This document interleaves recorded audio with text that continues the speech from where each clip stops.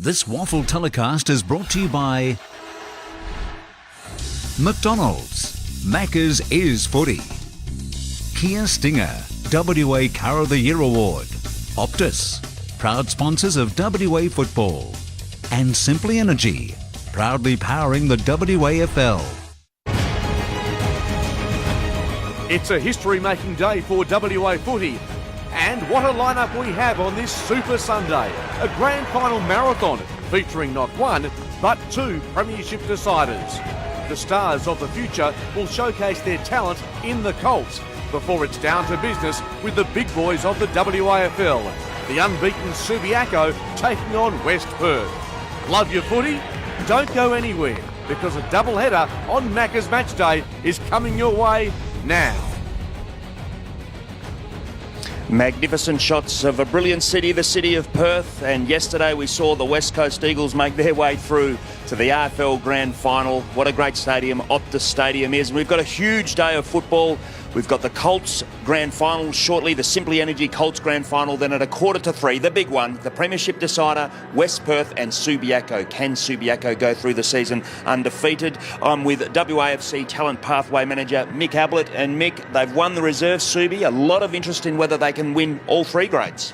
Yeah, what a remarkable game too, Belly. A remarkable weekend of football, and that was the one that I had a little bit of concern over for Subiaco, but they've got their first win on the board.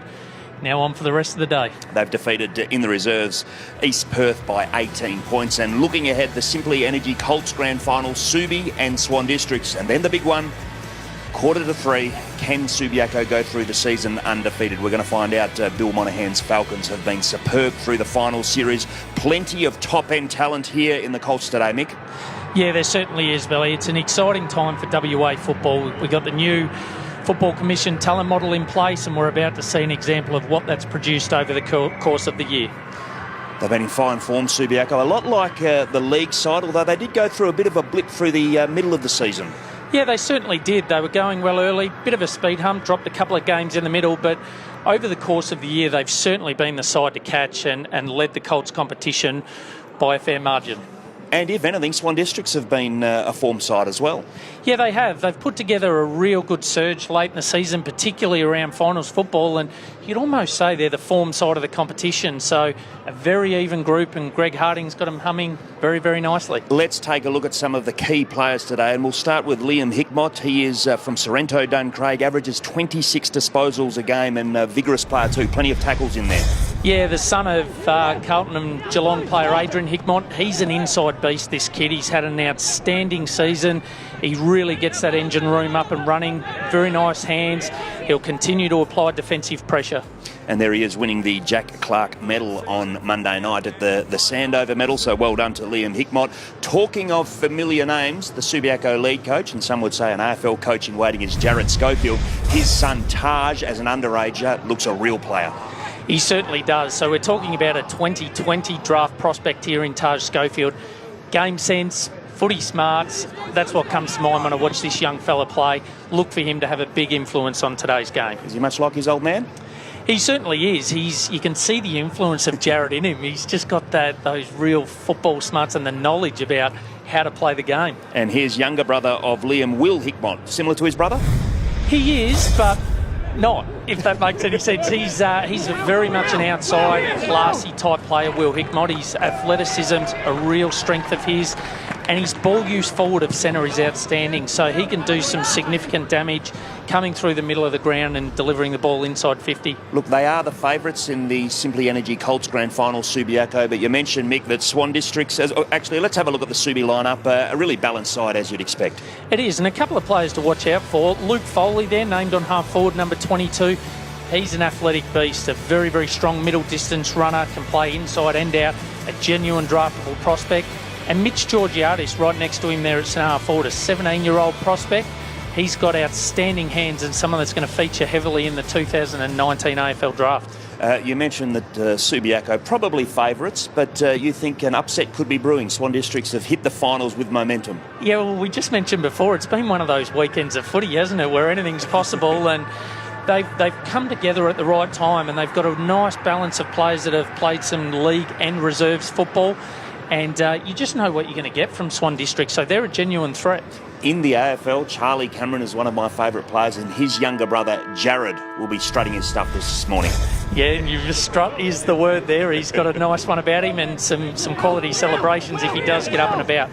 He's tough like Charlie, applies excellent defensive pressure up forward, and he's got the capacity to tear this game apart. Is he as quick as Charlie?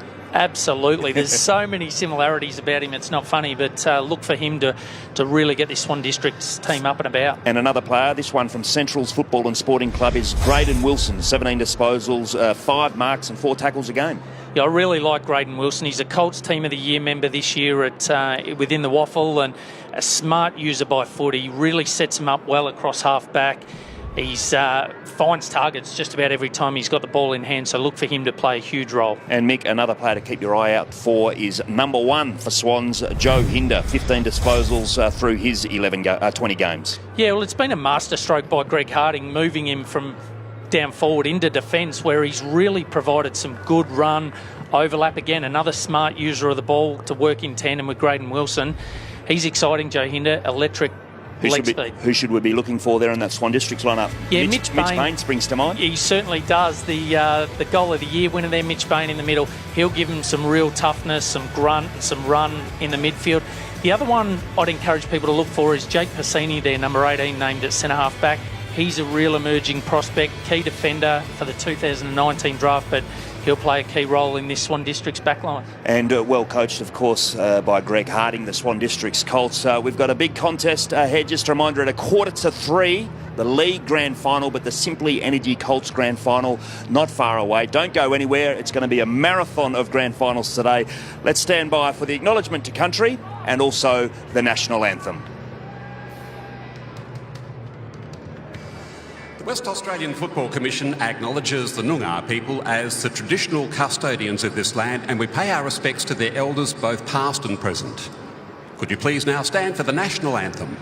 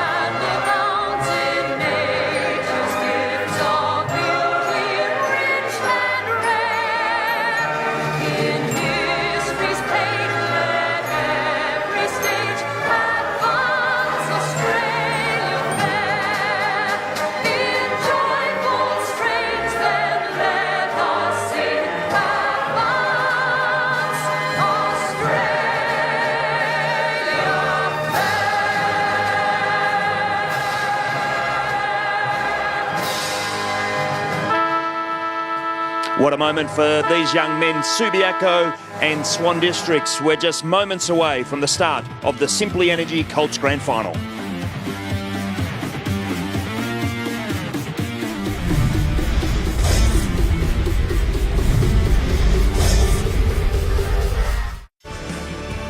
Not far away from Bouncedown in the Simply Energy Colts Grand Final, Subiaco and Swan Districts. Your caller this morning is Glenn Mitchell.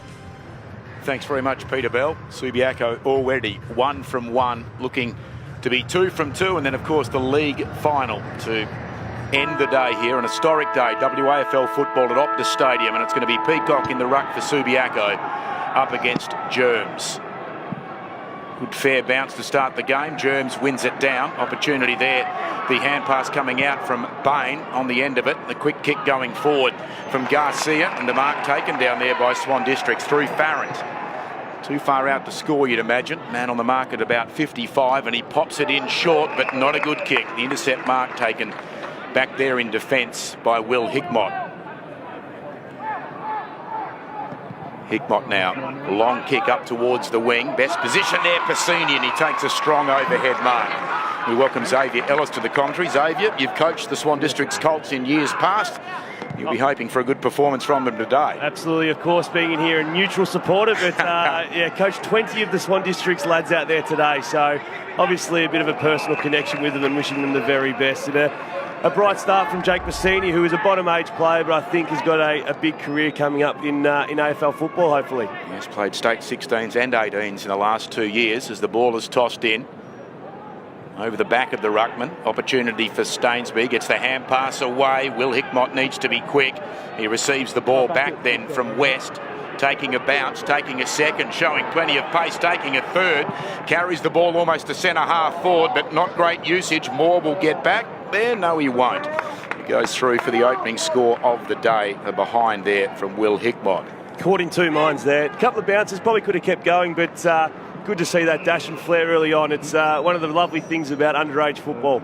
Swan Districts to the outer side and Bright taking the mark, just backward of the wing. Bright now. Another poor disposal. Some nerves, no doubt, early in a grand final. The mark to McKinnon. Getting told to play on by the field umpire. Goes long now towards half forward, and another good intercept mark taken down there, this time by Hilton. Kick goes out wide. Playing on now towards the outer wing. Garcia chips it wider still. So a patient build-up here through Nordahl. Nordahl now goes towards centre half forward. Big pack into the air. No one can mark. Roving off the ground is Bright. Lines up on goal. And he bounces it to the left for a behind. Bright, one of those players who will crash in all day, reads the play really well. A little bit shaky by foot, and obviously there's an example that just couldn't quite get the job done there. In fact, missing everything. So it's a boundary throw-in right up against the behind post. One down there by Newman of Swan Districts. Opportunity for Stainsby though, breaks through, but his hand pass stolen by Bain. Bain sets it high here towards the goal square. Subiaco back there. Vallelonga can't mark. The ball has been crumbed by Nordahl. A high kick, but Subiaco have some numbers, and so cool head, not quite. Pelletier turns it over onto the chest here of Beck. He's almost within range here, but he doesn't take the shot. He lays it up to the top of the goal square. Sea of hands in the air. Subiaco desperate in defence. They force a bounce. Early in big grand finals, Mick, you just like to see them top of the square, give the forwards a chance and try and get some crumbing. Both sides have probably tried to use the foot a little bit, ball a bit cute early, so let's get to the top of the square and give the forwards a chance. It's almost in the goal square at the moment. Opportunity for Subiaco to clear, and they do through Stainsby towards the defensive 50. A crashing of bodies there. Ball gathered up by the Lions in the end, and the high kick comes down the wing, courtesy of Schofield, and off hands will have a boundary throw in. Yeah, I think the beauty of what we're seeing here, boys, is the better players getting their hands on the footy early. You talk about guys like Will Hickmott, and obviously we just saw Taj Schofield there, Bassini marking well early, so good to see the talented players having an impact early in this game. Free kick going the way of Germs, manhandled out of the way there by his opposing ruckman in Peacock. Germs almost off the side of the boot there towards left, full forward, up in front, nearly the mark to Nordahl. Maybe a chance for him on the ground here. Bright gathers, he nearly threw that ball back into the field of play. In fact, the umpire is saying it is out of bounds, coming off a leg down there. So Pelletier kicks the ball from one pocket to the other. And the mark taken on the far side for the Lions. Courtesy of Lunig. Lunig going short along the boundary line. Vallelonga comes back into the middle of the ground, and the mark to West. So they've got the ball back in the corridor, Subiaco. Kicking into the centre of the ground. That's a very clever mark taken in the middle. Good grab there overhead from Luke Foley, who punches the ball out wide. Subiaco have some numbers here. Schofield gets it. Oh, falling over at the most inopportune time is Clinch. That allows Bain in. He gets the hand pass away. A missed kick, though, by Subiaco.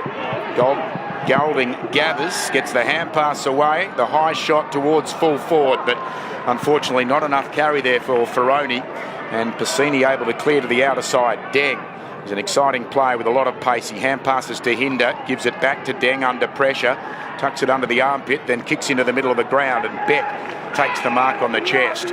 Now just coming onto the ground here on the members' side, he's snuck on, Pesgood, takes the mark, hand passes to a player on 50, Farrant runs to 45, kicks off the side of the boot, and there's still a chance in there for a mark though, through the big fella down there in Ireland.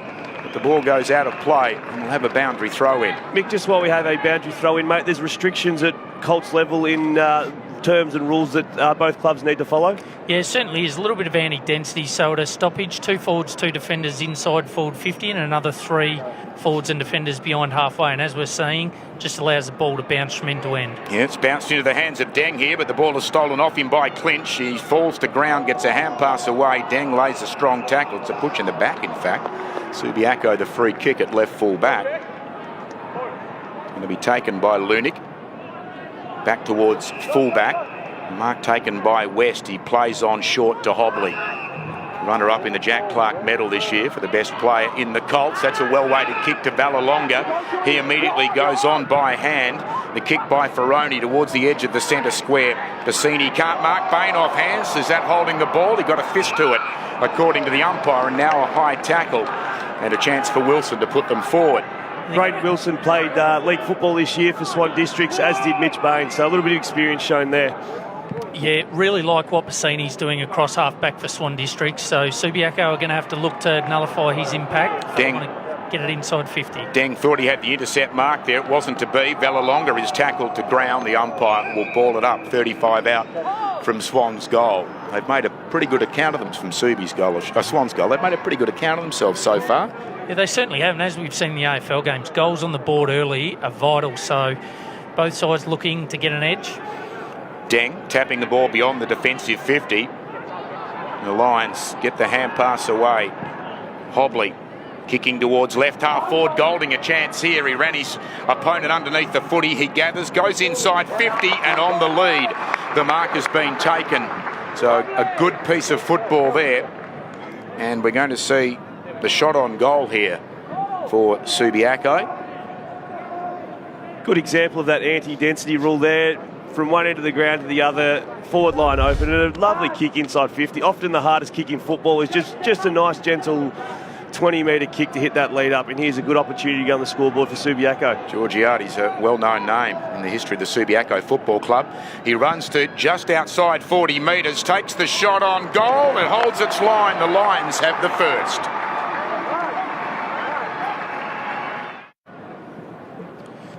Yeah, great to see Mitch Georgiades get on the board early. He's a very, very exciting prospect. And Peter Sumic, the coach of the WA State Academy, played him in all 4 under-18 championship games this year as a bottom major.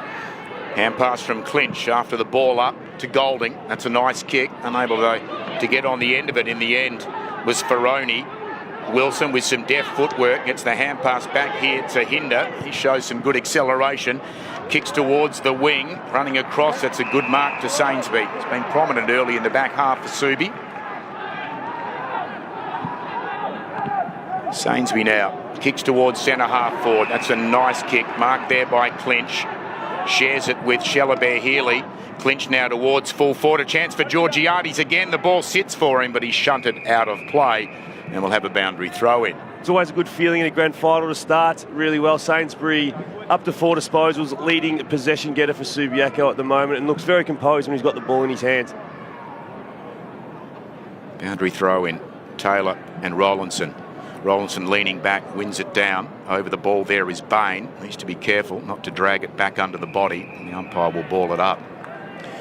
Great guys to see the talent take risks through the middle of the ground. We've already seen a lot of play, a lot of attacking football early. Rowlandson wins it down. Golding, head over the footy, manufactures a little kick. It ends up there with McKinnon as he bounced it home. He has the perfect bounce, nice and high near the goal line, and Subiaco have the first 2 of the day.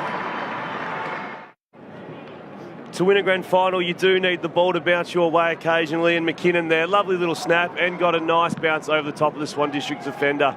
Good start by Subiaco. Opportunity for Swan Districts, but Bain can't get a kick away on the left boot. Shelabere Healy's in there. He can go nowhere. Gang tackled. Ball up still in the heart of Optus Stadium. Well, they've got to respond now, don't they, Swans? Because you don't want this lead to get out too far too early. Bain, another opportunity, gets the hand pass away to Garcia. He gives it to Curtis. Left foot kick towards half forward. Almost the mark. It's been paid to Farrant, in fact. He might be right on his range here. Man on the mark on 50. Moved up from Bunbury to have a good crack at the Colts season this year, Paddy Farrant. He goes short. Not great. Golding taking the intercept mark there, just forward of full back. He started the game prominently as well. probably another example there of early in a grand final trying to hit that low lead up. Let's just put a bit of weight on it, a bit of height, top of the goal square. Bassini the fist, tail of the hand pass, Bain the football. Grubbers it up towards the attacking 50, taken by Bright, gives it off to Bassini, 51 metres out, goes long, and hits the right goal post. Could have been the first there for Swan Districts, not to be. He's playing on Jack Mayo, Jake Bassini, so he's at centre-half back on a very, very talented player, a young man, Jack Mayo, going to the state combine. He's having a profound impact, and when you're getting shots on goals, Dave, that early in the game as a defender, you're set for a good day. He's playing a little bit like the Jeremy McGovern role, where he's just reading it and positioning himself in the best place and not worrying too much about his opponent at the moment, which is great football. Bain slings out the hand pass, but Plain is able to get it. The hand pass to Golding, flirts with the boundary line. This is going to be a relayed free. It's going back. Nudge there as the ball was coming off the boot. Free kick to young Jared Cameron, is it? Yes, it is an excitement machine.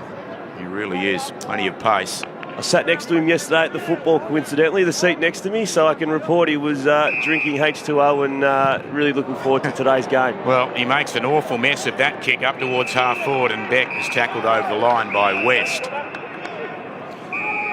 One thing with Jared by foot, when he hits them, boys, he hits them really, really well and can be damaging, but just looking for a little bit too much on that occasion. It's that fine line, isn't it? What looks really nice, but they can sometimes be difficult to mark too when they're hit at 100%. So again, just get a bit more weight on those kicks. Boundary throw in. Swans from behind. Plain, stripped of the ball by Farron. He's well tackled though. In the end, Golding gets it off him and heads towards the boundary line. And we'll have a boundary throw in. Subi have worked it to right half back, keeping in mind 25 minutes flat in each quarter in the Colts. There is no time on. Nice crowds rolled in early for the Colts game. It's good to see. Yeah, on our broadcast side, it's well populated down on the first level. Garcia, a hand pass away. Unfortunate bounce there for Curtis. Coming in and gathering it is Schofield. Gets the hand pass off to Walrot. His kick clears the wing. Gee, that could have almost been holding the man decision in favour of Barker, but just have a boundary throw in. What's young Mayo's story? Mick, has he always been a Subiaco boy? Off the state combine you mentioned, is he a prospect for this year, do you think? Yeah, he certainly is. He's been a very late developer. He played hardly any football, Dave, over the past 2 or 3 years, so remarkable year for Jack Mayo. Hobley, good hand pass there to Pelletier, goes to half forward, but that is a good mark back there, at half back by Pi Barker. He'll come across now Members' side. He's got a couple to choose from. Garcia takes the mark. Beck has just slipped on from the interchange. He's not going to be a target out wide. Instead, they go towards centre half forward. West does well. Brings the ball to ground in defence. Strong tackle laid in there by Stainsby. And we're going to have a ball up. Just on Mayo, he's kicked 48 goals for the year, and he's like that Jack Gunston type. He's that rangy half forward that hits up well at the ball. Garcia breaks one tackle, can't break the second. Taken high though, so he'll get the free kick. McKinnon, the man infringing. Whoops, that's 50. That was a bit of a brain fade on that occasion. The ball being returned by Walrot, I think it was, over the target. And unfortunately for Subiaco, Swans here should certainly register their first goal because Garcia's being brought to the top of the goal square. I think he just assumed that it was holding the ball and not awarded as too high. So young Garcia, lightning speed and beautiful skills. He'll come again in the Colts next year, and I think he's a prospect down the line. And he goes and pops it through. A man who also has played State 18s this year. Swan Districts, I should say, have their first. I had a meal with young Garcia throughout the week, and he finished school yesterday, so big week for him this week, finishing school and getting the opportunity to play on Optus Stadium. Crikey, you're sitting next to blokes here at the ground, you're having lunch, having dinner with them during the week. Here's Deng with the footy, that is a good pass, unable to vacuum on the half volley down there. Swan Districts, Villalonga gets the hand pass to West, he goes wide and off hands. It'll be a boundary throw in. You mentioned, Glenn, that he played some State 18 football, Riley Garcia. He wouldn't have fond memories of this ground after breaking his arm against Vic Metro in the championships, but off to a far better start today. Warm day. You can see Ice Vest already called for down on the interchange bench. Up in front, Germs wins the ball down. McKinnon almost pushed in the back by Bain. The umpire will throw it up. Mitch Bain started the game really well as captain of Swan Districts, up to 8 disposals already. Deng in there, but Germs has the better of him. Falls to Walrot, but not a great kick inside 50. Intercepted back there by Stainsby. He lays the kick then into the path of Bellalonga on the defensive 50. He'll come along the boundary line. Is it a reload free? It is. So it's going to go with Schofield. Schofield goes to the logo on the wing. Mark taken there by Subiaco, who play on immediately. Foley goes into the heart of the ground. Hobley, Deng pursuing him. Hobley goes to ground. That's not what he needed. Deng lays the tackle. How will the umpire view it? He lets play go on. The ball jars out in favour of the big ruckman Germs. He goes inside 50. Subiaco at the back through Lunig. Now an opportunity though for Swan Districts. The hand pass coming away. Was that a throw? It was. So the free kick is going to go the way of West against Nordal. Speaking to someone yesterday, they mentioned that Subiaco are just so well organised, probably throughout the club, Colts, Rezzies and seniors. You can see today their defence is just so well set up. Martin the mark, he's got Schofield free on the wing. The 16-year-old plays on. That is a magnificent pass there to the leading Mayo. He swings onto the left boot, inside 50. Mark dropped back there by Moore, but he follows up well. Comes along the boundary line. Hinder protecting the ball, couldn't take the mark. Schofield tackle. Gets the hand pass away though. Ends up here with Walrot. Inside 50, off hands. The big ruckman Germs back towards the wing. Deng flies, can't take the mark. Schofield in the action again. Almost a torpedo inside 50. How will the umpire view this one? The mark has been paid and it's going to go the way of Swan District. To Subiaco, I should say. Interesting. I thought that perhaps there was more purchase on that from a Swans point of view, but there's going to be a shot on goal here from Ferroni. Swan Districts dominating the inside 50s, just not able to convert. I have mentioned it earlier, probably trying to be too precise with their kicking. Subiaco get the opportunity just by getting the ball in. Looking for their third. Ferroni will strike it from pretty much on 50. In fact, gets to about 47. That's a pretty good kick, but it's fading right through for the minor score. And Joe Hinder, who we mentioned in the pre-game, who likes to run and drop off his opponent and provide that counter-attack, he's going to have to tighten up on Taj Schofield because, as we saw, by foot, geez, can he have an impact. So needs to just lock down for a little bit. Swan District's flirting here in the last line of defence. Keep going out wide in the end, and the mark taken out there. Kicking back in towards centre half back. Chain of handballs now into the middle of the ground. Hilton gives it off low level to Bright, gives it back to Hilton. Kicks it very high. Good luck for the forwards inside 50. Lunig provides the fist in defence. Cameron's down and hurt behind play. Ball then gathered up by Pelletier, but his hand pass is poor. Beck intercepts. His hand pass not great either. Chance for Subiaco here through Plain. Cameron, you can see in the background there, is in a deal of trouble. The umpire's going to ball it up, and I'd imagine he'll have to stop play momentarily. Seem to be a little bit concerned about Jared. I think he's obviously got some blood coming from his face. He's got a cut below his eye. Looks a little unsteady on his feet as well. That's not a good sign for Swan Districts because he is a very exciting player, Jared Cameron. Good to see him working up a trot here. He does look a little bit dazed, but I think by the time he gets to the bench, he should be well balanced. And if he needs a couple of stitches or a band-aid, hopefully we see him back out not too long. So not too far away from getting to the interchange area.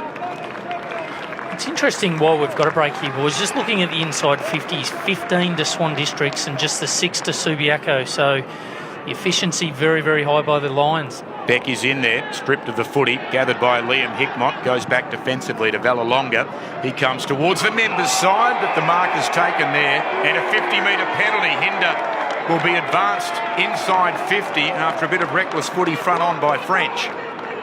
Joe Hinder too, traditionally has played a long time in the forward line throughout his short career, so he has kicked a lot of goals, so he won't find this too difficult, I wouldn't imagine.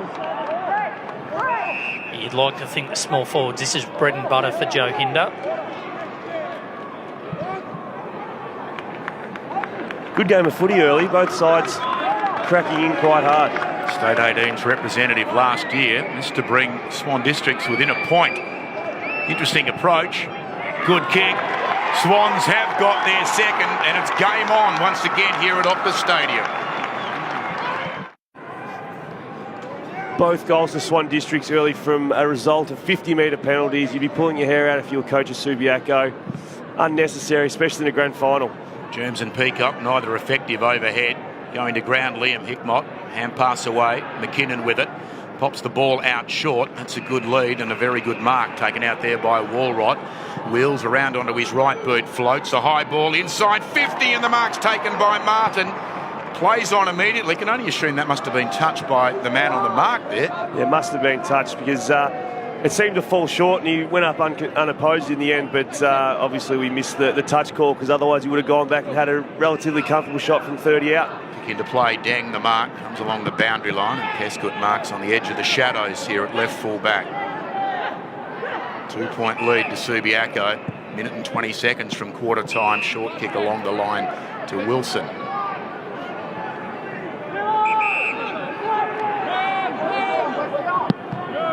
Wilson close to the man on the mark, comes towards the wing. Subiaco there in numbers. They can't take the mark though. Desperation on the ground. Bain overruns the footy.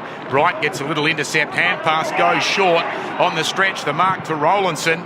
He goes high inside 50. Reading the ball back there well though is Lunick. Dropped the mark but recovered it well and hits Hobley on the chest. You can see Swan Districts just setting up behind the ball here. I wonder whether that's then causing a lack of players at the fall of the ball inside forward 50. McKinnon with the footy comes out perilously close to the boundary line, but Georgiades a good mark inside the chalk. Plays on, goes back inboard on the slide. Liam Hickmott, Jack Clark medalist this year, best and fairest, awarded to him on Sandover Medal Night. We've got a player inside the exclusion zone, and this is going to advance Liam Hickmott inside 50 with only a few seconds left on the clock to quarter time. This will hurt if he goes. There's the siren. Another 50-metre penalty. It's a massive price to pay. Hickmott's up to his fourth disposal now. He'll work into the game nicely, I assume, and this will be a real dagger if he can kick a goal after the siren here. Sentiment in the Colts team of the year. Gets to about 45 metres. That's certainly not going to register a goal. Does it register anything? It's a behind. So at quarter time, Subiaco 2-4-16, leading Swan Districts 2-1-13. Let's go down ground level to Steve Butler. Checked out Jared Cameron. He was still pretty groggy when he came off. He stood right in front of me and threw his head back, but they checked that right part of his cheekbone. He didn't come back on. He's still talking to the medical staff now, but he was indicating he was ready to come back on, but it was a pretty decent knock he copped to that right cheekbone. Good on you. Thanks very much, Steve. So, unfortunately, there is that injury going down reasonably heavily. So that's an unfortunate start to the game here. But you're watching the Simply Energy Colts Grand Final on 7. We'll be dropping in on our home turf legends. So get your tickets to see it live in Sydney 19th to 21st of October.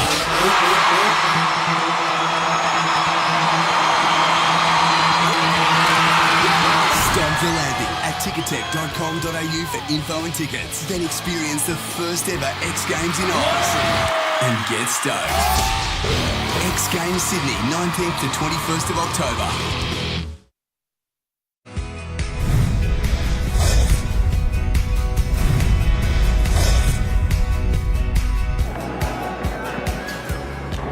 Welcome back to the Simply Energy Colts Grand Final, and after Subiaco won in the reserves, they have a 3-point lead at quarter time. Swan Districts, though, have had their opportunities, 17 inside 50s to 8 as we take a look at the stats. Mickey Ablett. Yeah, you're right, Belly. The Subiaco defence has really stood tall under some genuine heat early in that first quarter, but as we can see, they're just using the ball a little bit more efficiently, Subi and Swans. Just look for a better target of Paddy Farrant, maybe a bit deeper. The inside 50s have been dominated by Swan Districts, but Subiaco seemed very, very organised back there. Not under too much pressure. Maybe the delivery needs to change a fraction. And Xavier, one of the key players was Taj Schofield, really neat user of the football. Yeah, really neat. We saw a couple of occasions there, the way he can use it by foot. He had 7 disposals in that first quarter. A father-son prospect of Port Adelaide, but he has a very good matchup on Joey Hinder. Steve Butler.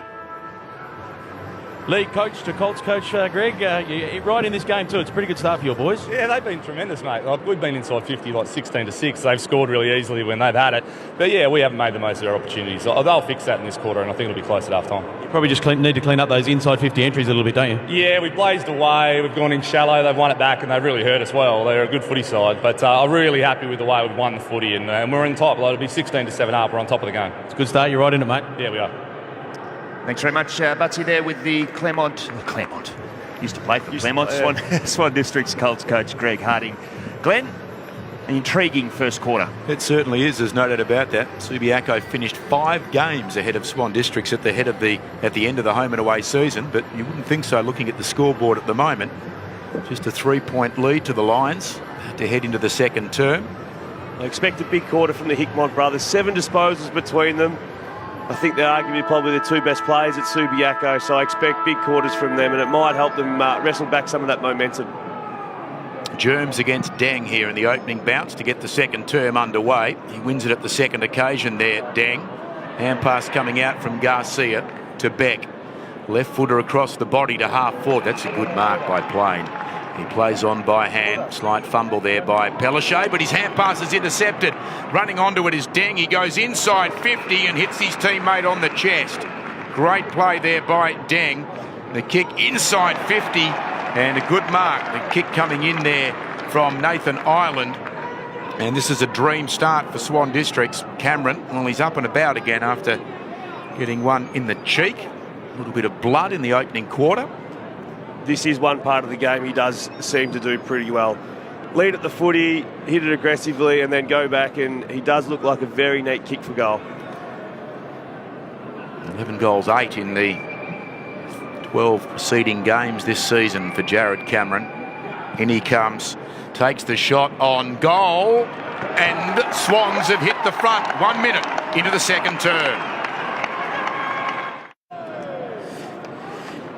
Very nice finish from Jared Cameron and a celebration to match, boys, as we touched on, but a West Coast Eagles next generation academy prospect, so they will get priority should they choose to nominate him in the AFL draft. Round 11, McKinnon gets the hand pass to Will Hickmott, overruns it. Well done by Bright to Beck, back to Bright. Kicks Swan Districts inside 50, and on the chest he's taken the grab again. Cameron to line up for his second in the opening 2 minutes of the second term. In regards to Jared Cameron, Brisbane Lions superstar Charlie Cameron's brother, what does it mean to be a next generation? Do they give up a draft pick to get him, or is it a free get? Yes, so if the club nominates Jared, they'll get priority. Should another club choose to bid on him, West Coast Eagles will get first right of reply. Taking plenty of time to assess this shot on goal. Just inside 50, sends it on its way. Not a bad effort, but just hanging it out to the right. I was watching him after he kicked that goal previously, and he did have a little bit to say to the Subiaco defenders, so he's a cheeky little man with not a bad voice box, sorry. Kick into play towards the outer side. In front, Deng can't take the mark. Then lays a very strong tackle. The ball won't come out. No prior opportunity. There's Billy Monaghan. He's got a big job ahead of him later today. The only man to have coached West Perth in over 200 games. Ball thrown up, unopposed in the end. Germs wins it down. Deng, though, intercepting, and it goes over the line off hands. Boys, we saw Greg Harding at quarter time, a former Rising Star nominee back in 1996. Played the 78 games in total, 69 free 9 at West Coast. So an outstanding coach to have within the talent pathway. Intercept, hand pass.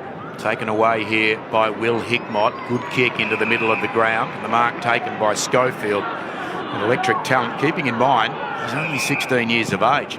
He kicks now up towards half forward, coming out on the lead. Mayo off hands. Hinder a chance to mop up. Defensive 50 for Swans. Comes back along the half-back flank, intercepted by Pellichet. Gets it off by hand then to Ferroni, but he puts it straight onto the chest of Hinder. He goes all the way back to fullback. Taken by Hilton. They're going to go the switch now. Walrot free at left half back. He's got a player breaking to the outer side. And, Ireland drops the mark out there. Newman, I should say. Sockers it then off the ground up towards half forward. Chance in there for Nordal. Gets the hand pass back then to Ireland. This ball towards Bright, but he's under a lot of pressure. Chance again for Ireland. His hand pass, though, has been stolen. Interesting disposal by West. Hobley there. Is that deliberate? He's gone over the line. It is deliberate. Steve Butler at ground level. A shot here of Percy Johnson at 85 years of age. He's the Colts ruck coach. He's also the Clermont's League ruck coach and the WA Hall of Famer and East Fremantle Premiership player back in 1957. Still doing plenty here with the WAFL. One of the great servants of WA football. Garcia goes inside 50. No one can take a grab. Clinch knocks it down. Deng. Opportunity from centre half back towards the outer side. West has been thwarted in front by Taylor. Loose ball. Liam Hickmott gets it. The hand pass to Hobley, who returns the favour. Liam Hickmott now over the top towards McKinnon, giving it back outside, and Subiaco short along the boundary line. Plenty of congestion here. The umpire, I think, is going to have to blow the whistle. He waits and waits, and he's going to blow it for holding the ball. So that's going to go against Bassini and in favour of Mayo. Inside 50 he goes, coming out on the lead down there. Ferroni went through his hands. Gathers it off the ground though. Hand passes along the line. French hand passes back into a sea of bodies. The umpire's going to again ping a player for holding the ball. This time it's going to go in favour of Swan District's Moore. He goes to the defensive goal square. Hilton comes out wide. Deng provides the lead.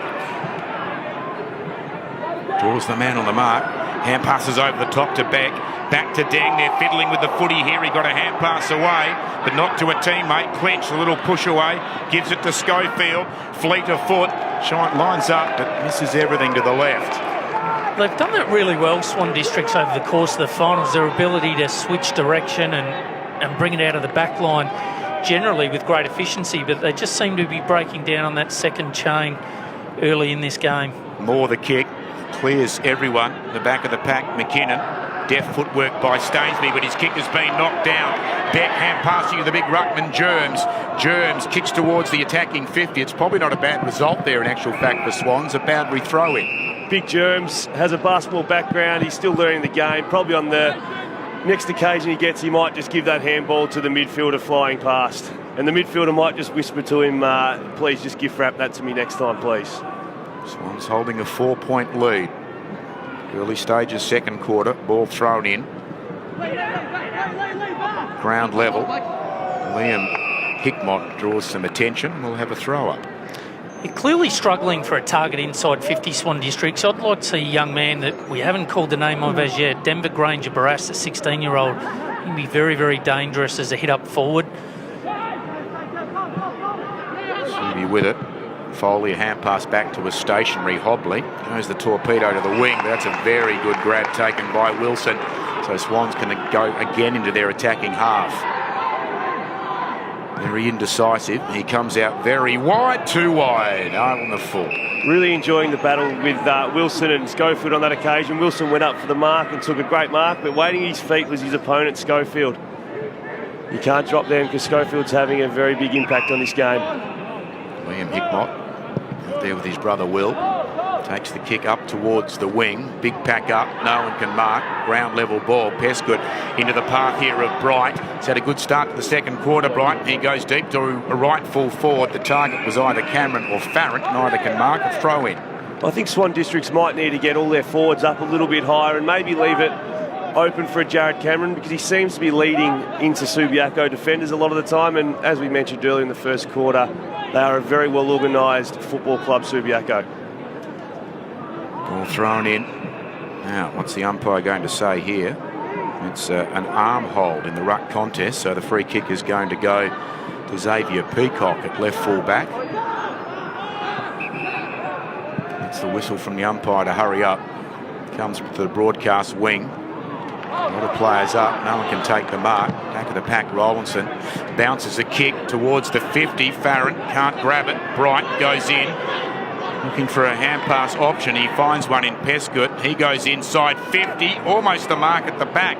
Taken there for Swan Districts. But now that player is beset upon at ground level. He can't come away with it. Brodie Newman did well.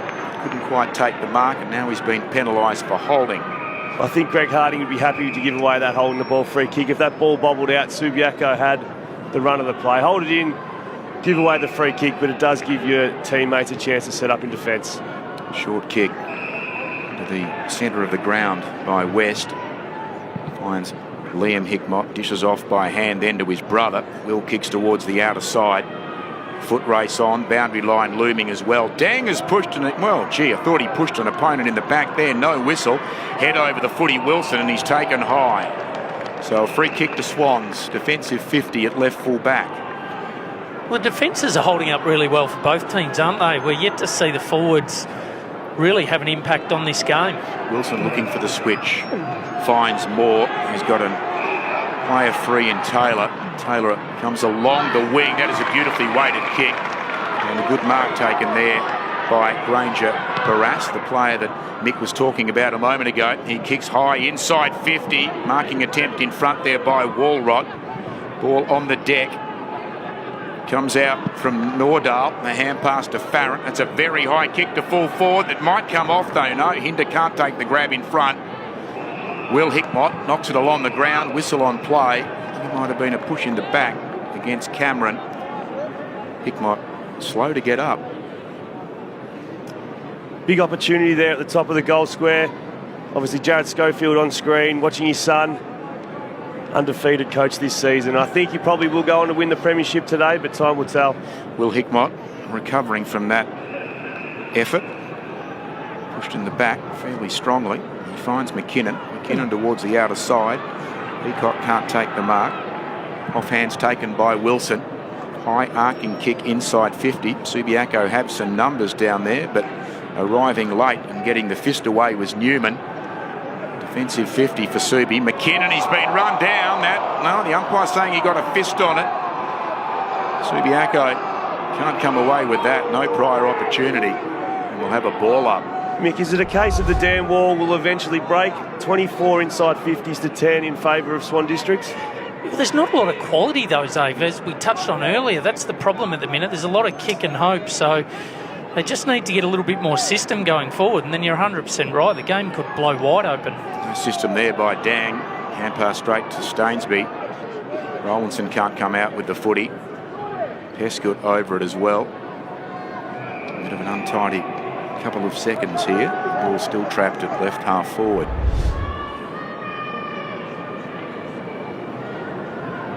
Lucky to get away with a high hit there. Swan Districts forward. Back of the pack, Will Hickmott down the edge of the centre square. Well done there by Moore opposed to Martin. Goes short, not short enough. Hobley there. Hand passes just blindly over his head. Wilson's been taken high. The old coat hanger there from Walrot. Much doubt about that one. Braden Wilson, nice kick of the football. Goes inside 50, deep. Cameron the lead, can't take the mark. Ground level plain, gets it off to Villalonga. He then gets it off towards Parnell. Bounces a kick down the wing, but it's going to go back again. Swan Districts baying the fend off. Gets the hand pass over the top to Moore. Moore puts pressure on the Subiaco defence again. Off hands Parnell. Tackle. Gets the hand pass to Plain. Plain then, a quick kick towards the pocket. Hinder is there. Goes for the handball option. Pescott with it across the body. Pulls it too far. Another behind to Swan Districts. Their lead is 5 points. Probably could have straightened up there, Blake Prescott. He's a nice kick of the football. Obviously disappointed with himself. It is over 25 degrees out there, so these young lads wouldn't have played in conditions like that this year. It will be taking a lot of energy out of their legs. McKinnon, a strong mark, finds an unguarded Golding, who bounces his way towards the centre line for Subi. Goes out wide. Mayo the target. Has the better recovery opposed to Bassini. Gets the hand pass back to Georgianis. He can do nothing with the footy. Soccering it off the ground there is Walrot. The mark is taken back there in defence by Bright for Swans. He's been outstanding, Bassini. We mentioned earlier he's got Jack Mayo, who one of the leading goal kickers at WAFL Colts level this year, and so far hasn't had an influence on the game. Kick to centre half back, but Foley reading it best. Sets it up. It'll land about 20 metres out. Back with the flight. Moore can't take the mark. There's a push, and the free kick is going to go the way of Subiaco. A couple of Swan Districts players colliding pretty heavily. Bassini getting up. A little bit slower to his feet down there is Moore, but the free kick and the shot on goal is going to go the way of Jack Mayo, who's been one of the most prolific goal scorers this season in the Colts competition, lining up for goal number 49. Not a lot in that free kick, but again, as we mentioned, inside 50s, 12 inside 50s for this coming up, the 7th scoring shot. Jack Mayo, our camera's right behind him, and Subiaco wrest back the lead by a point. Very nice finish there by Jack Mayo. A state combine invitee, so he'll get to show his wares in a few weeks' time from an athletic perspective in front of AFL clubs. Deng, unopposed, wins it down in the middle. Shark ground level, Garcia comes out towards the wing. Ball almost trapped in front by Palaszczuk, but it's been gathered instead by Farrant. That's a good creative kick into the corridor. Pescott has marked it. Swan Districts down by a point, conceding that last goal. Deep inside 50, up goes Walrott, nearly took the mark. Chance on the ground for Cameron. He's well tackled though. Schofield holding him up. The umpire will throw it up. In regards to the state combine, Mick, is it just one day all 18 clubs get the opportunity to interview these kids? Yeah, that's correct. The National Combine run over 3.5 days, the state just in a single day. Stainsby almost drops the ball at his feet. Hickmott tunnels it out towards Hobley. We'll have a ball up. Let's go down to Steve Butler at ground level. Yeah, I think we've got an injury down here with Denzel Moore. He came off feeling pretty sore for himself, and you can see him rolling on the ground here now. The medical staff don't seem to be paying him much attention, but he seems to be in a bit of pain, and he actually dry retched a little bit a minute ago. Charming. One down by Deng. Opportunity ground level for Hobley. Gets the hand pass to Schofield, but his kicks a turnover onto the chest of the big ruckman, Germs. Swans continue to put pressure deep here on Subiaco's defence. Deng in front, but from behind. The mark has been taken by Plain, but it was a nudge in the back. So the man in front, Deng, has the free kick, puts it into the path of Lunig. Gets a good little screen there from McKinnon. He's able to go towards the outer side, and Mayo presenting and marking. Wheels back inboard on the left boot. It's a good kick. Foley the mark. He wants to play on as well. Goes towards half forward. Bounces off the chest there of Golding. Then he lays a tackle on Nordahl, and it's a stalemate. Ball up, 45 out from goal. Lovely ball movement out of the back line there. Got the free kick, Subiaco deep in defence. Ran it out. Graydon Wilson just got a fingertip on it, but it was nice football. Ball up, one down in there by Germs. Bottom of the pack.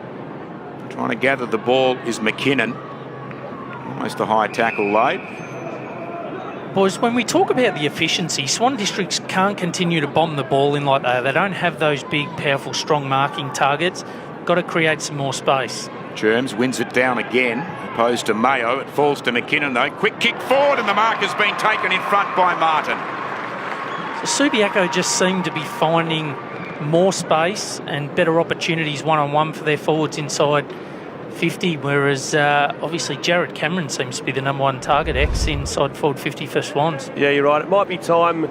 Nathan Ireland's a big fella. He's wandering down to the Swan District's forward line now. Maybe get Jared Cameron out there to be more of a crummer than a lead up forward, but Subiaco finding those one-on-ones.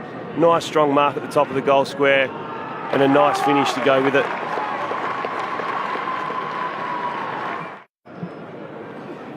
Fantastic mark there from Nicholas Martin and a quality finish. He's averaging 15 disposals, 4 marks and 2 goals across 6 games this year at Colts level. You saw just then Nathan Ireland going forward, Germs winning it down in the middle. Stainsby, kick under pressure. French, pass back defensively to Hobley.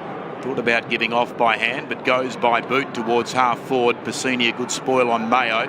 Hinder at ground level to Garcia. A clever little bit of footwork there, but it's spoiled overhead by Hobley. The ball lands with Foley. Powerful kick on goal, hits the right goal post. Great spoil by Hobley there to create that opportunity. Up to 11 disposals, an equal leading disposal getter on the ground. And he's the man that's got to get into the game for Subiaco, Luke Foley. He's up to 8 disposals at the moment, but I'd love to see him really get on the outside and utilise his athletic ability, get up and down the ground and create a bit more of a link between the back line and the forward line for Subiaco. Barker switches play. Piscini in the outer back pocket. Not a great kick towards Germs. A long way down for the big ruckman to gather that one. Liam Hickmott gets it off to Mayo. He goes short, and the mark again taken by Subiaco inside 50. So all of a sudden now they're starting to put some pressure on the Swan District's defence. They've weathered a lot down at the other end of the ground, but an opportunity here for Mayo to be able to slot one and take the lead beyond 10 points. That's why you don't put your hand up to become a defender. Jake Bassini came out of defence with a bit of a mongrel punt, turned it over, and lo and behold, his direct opponent gets the lead up inside 50. Good opportunity to kick his second goal. Jack Mayo, in he goes, plenty of momentum, shooting towards the eastern end goal, but he's sprayed it left for the minor score. He can be inaccurate, Mayo. He's kicked 49 goals, 43 behinds for the season. So an area to work on, X, going forward. If he does get an opportunity at AFL level, he'll need to make the most of those. 80-odd scoring shots, though. You take that at the start of the season to put your hand up to AFL recruiters. Bringing the ball back into play. Wilson to himself. Comes towards the broadcast side. Big leap by Martin. Can't mark. Off hands Bain. Hand pass to Deng. Deng up towards half forward. Over the head, though, of his leading teammate down there in Ireland. Lunik. Not a great hand pass pressure on Liam Hickmott, but he does it well. This is Schofield. Brushes aside Ireland. Kicks down towards the wing. The fly from behind McKinnon. Off hands Foley. Hand pass partially knocked down. Sort of pushing the back on Peacock. No whistle. Umpire will ball it up on the wing. Still electing to play Jared Cameron deep. We saw Nathan Ireland come up at the footy earlier. Ooh, that's a strong tackle there. Bodywork taking Foley to ground. Oh, that was a great tackle by Garcia. They're saying it was a sling tackle, though. That might have been the new rule called too hard, I think. Yeah, so the free kick goes to Foley. Off hands, Martin in the right place at the right time. Shoots on goals, and that's not going to score. That's out of bounds on the full. Well, they've got to weather the storm a bit here. They've got to run on Subiaco. Approaching 2.5 minutes left in the quarter. Bassini, his kick smothered off the boot there by Ferroni. Will it go out of play? It does. It's cleverly done by Martin, just making sure that he forced the neutral ball, getting it over the line. Swan District's a couple of times out defensive, opted to use that forward handball, which just creates a lot of pressure to the person gathering the football. Like to see them probably use it by foot a little bit more than the loopy handball. Right on the 50, the throw in. Knocked forward by Germs back towards the boundary line. Mayo is there, though, on the right boot. Awkward delivery inside 50. Georgiades does well. Hand pass to Martin, snaps on goal. And Subiaco have another. Well, we'd only just mentioned Swan District's needing to weather the storm, and up comes Martin for his second goal. So he's well on target with his 2-goal average per game. Minute and a quarter away from half-time. Time for Swans to react if they're good enough. Peacock winning it down in the middle. Germs, though, getting the ball up towards half forward for Swan Districts. Coming out in front, Palaszczuk has a fumble. Gathers now. Kicks with the left boot towards the wing. Not a kind bounce there for Ferroni at the back. Hinder to Garcia. High arcing left footer up towards half forward. No, the only man that really wanted that footy and came out and marked it was Nordahl. He goes deep towards the pocket. Fickle bounce down there. Unfortunate for Ireland coming out on the lead. And a smother sees a boundary throw in. Some running repairs being done down on the boundary line. It was a different look going inside 50, though. Ireland was one out inside the goal square. Unfortunately, not the great disposal. Didn't hit him on the chest, but it was just a different look to Subiaco. Ball on the deck, socket off the ground here by West out towards the boundary line. It's gathered by Will Hickmott. His little kick is stolen, though. Nordahl goes inside 50. Have Swans got time here? Balls to Cameron, hand passes to Dang. Shoots on goals, and with 7 seconds remaining in the half, Swans get another one. Well, it was just what they needed as we hear the halftime siren sound. It certainly keeps Swan Districts in touch with this game and gives them some real, genuine momentum heading into half-time. It was. Dang, a very, very smart player, lightning speed. I think they're going to have to do that a little bit more, play a little bit higher, and then try to get the quicker guys coming out the back. As you just saw there, Dang managed to sneak forward. Joey Hinder tried in the middle stages of that quarter, but dropped an opportunity at the top of the goal square. But I just don't see Jared Cameron leading up from full forward working at the moment. Let's go down to Steve Butler with one of the Subiaco forwards. Yeah, got Jack Mayo here, and he had a pretty good start to the game too, Jack. You're really able to sort of open up the field in the forward line there and get some good entries in that second half of that quarter.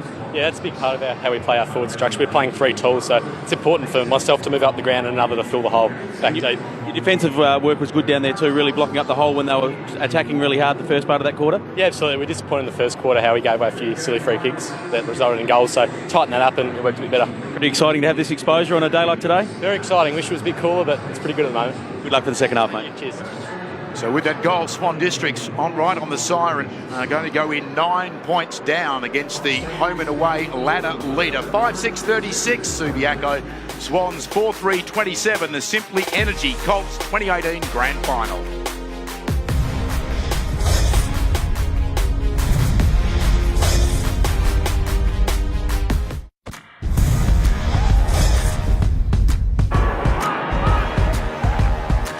Welcome back to the Optus halftime show, and it is the Lions leading Swan Districts by 9 points. Bassini there, he hit the post, I think, from memory, but he's been impressive. It's been a fascinating contest, Mick Ablett, between Bassini and also Mayo up forward. Yeah, it certainly has. Bassini had a huge impact on this game in the first quarter, and Mayo bounced back nicely to get a couple of shots on goal there in the second. Looking forward to the big one, which is coming up at 2:45, of course, Subiaco and West Perth. But right now, the Simply Energy Colts Grand Final. It's been interesting. Swans have had a lot of football, but probably haven't capitalised, Mick. Yeah, they certainly have. They've just seemed like they've lacked a little bit of polish going inside 50, tending to bomb the ball, and when your main target's Jared Cameron, I'm not really sure that that's the avenue to goal. But I think we'll see some change, and we'll see Greg Harding make some structural differences. Yeah, towards the end of that second quarter, we saw Jared Cameron come up the field a little bit more. Martin's been important. Georgiades with the goal and also handing one off to Martin as well. Mayo had a bit of more footy as well. Schofield's been impressive. And how have you seen the Swans players? Yeah, well, Mitch Bain started the game really well, just drifted out a little bit in that second quarter, but they've really got to start to create that run and overlap, which they did really well in the prelim final against Peel Thunder. And what else are the stats showing you there? That inside 50 count, 30-16, but it's Subi who look more dangerous. Yeah, they're just being far more efficient. The danger signs there is when Mayo's starting to get on the end of a couple, Martin's starting to lead up at the football. So they just need to close down some of that space, Swan Districts. Let's take a look at some of the highlights from a terrific first half, really engaging first half in the Simply Energy Colts Grand Final. Of course, Subi and Swans, and Subi got the better start, it must be said. There's Georgiades on the lead. Yeah, really promising prospect, Mitch Georgiades, the son of Subiaco great Joe. So we're looking forward to seeing him over the next couple of years. But it's the space that, as you see here on screen, when McKinnon snaps a very nice left foot goal, it's just that space that Subiaco have opened up in their forward half. Swans, on the other hand, there's Cameron on the lead. That's really didn't work. They got a goal out of it, but he didn't get enough ball, I thought, in the second quarter playing up forward. We'll have a look at some more highlights from Jared Cameron later, and perhaps a few different tasks that he'll be set with in the second half. There's Mayo kicking his goal. Taj Schofield, he had a pretty good first half as well. Yeah, he certainly did. He's just a really smart user, Taj Schofield, as we see another quality mark there by Nick Martin, which resulted in a goal for Subiaco. So Swan Districts have got to start to take some initiative, play in front, and get on the front foot defensively to prevent some of these opportunities. It was clever there, wasn't it? Georgiades across to Martin. Now, Martin kicked a couple of goals in that second quarter. And for Swans, it was hard work. Cameron involved there. Deng, this was right on the stroke of half-time, and a vital goal there to kick their second goal in the second quarter. Subiaco with the 3. I mentioned Taj Schofield before. Really neat player as well. Good by foot. Yeah, he is. Look, he's a very, very smart player, so if you give him space, he can certainly hurt you. But just goes to show how highly he's rated by Swan Districts with the likes of Joe Hinder and Braden Wilson going to him. But as you see on the vision here, it's the time that he's got when he's got the ball in his hands. He's smart, he sums up the situation, and generally executes very, very well. Yeah, really impressive player with a bright future in front of him. Jared Cameron, we've been interested in his positioning in that first half.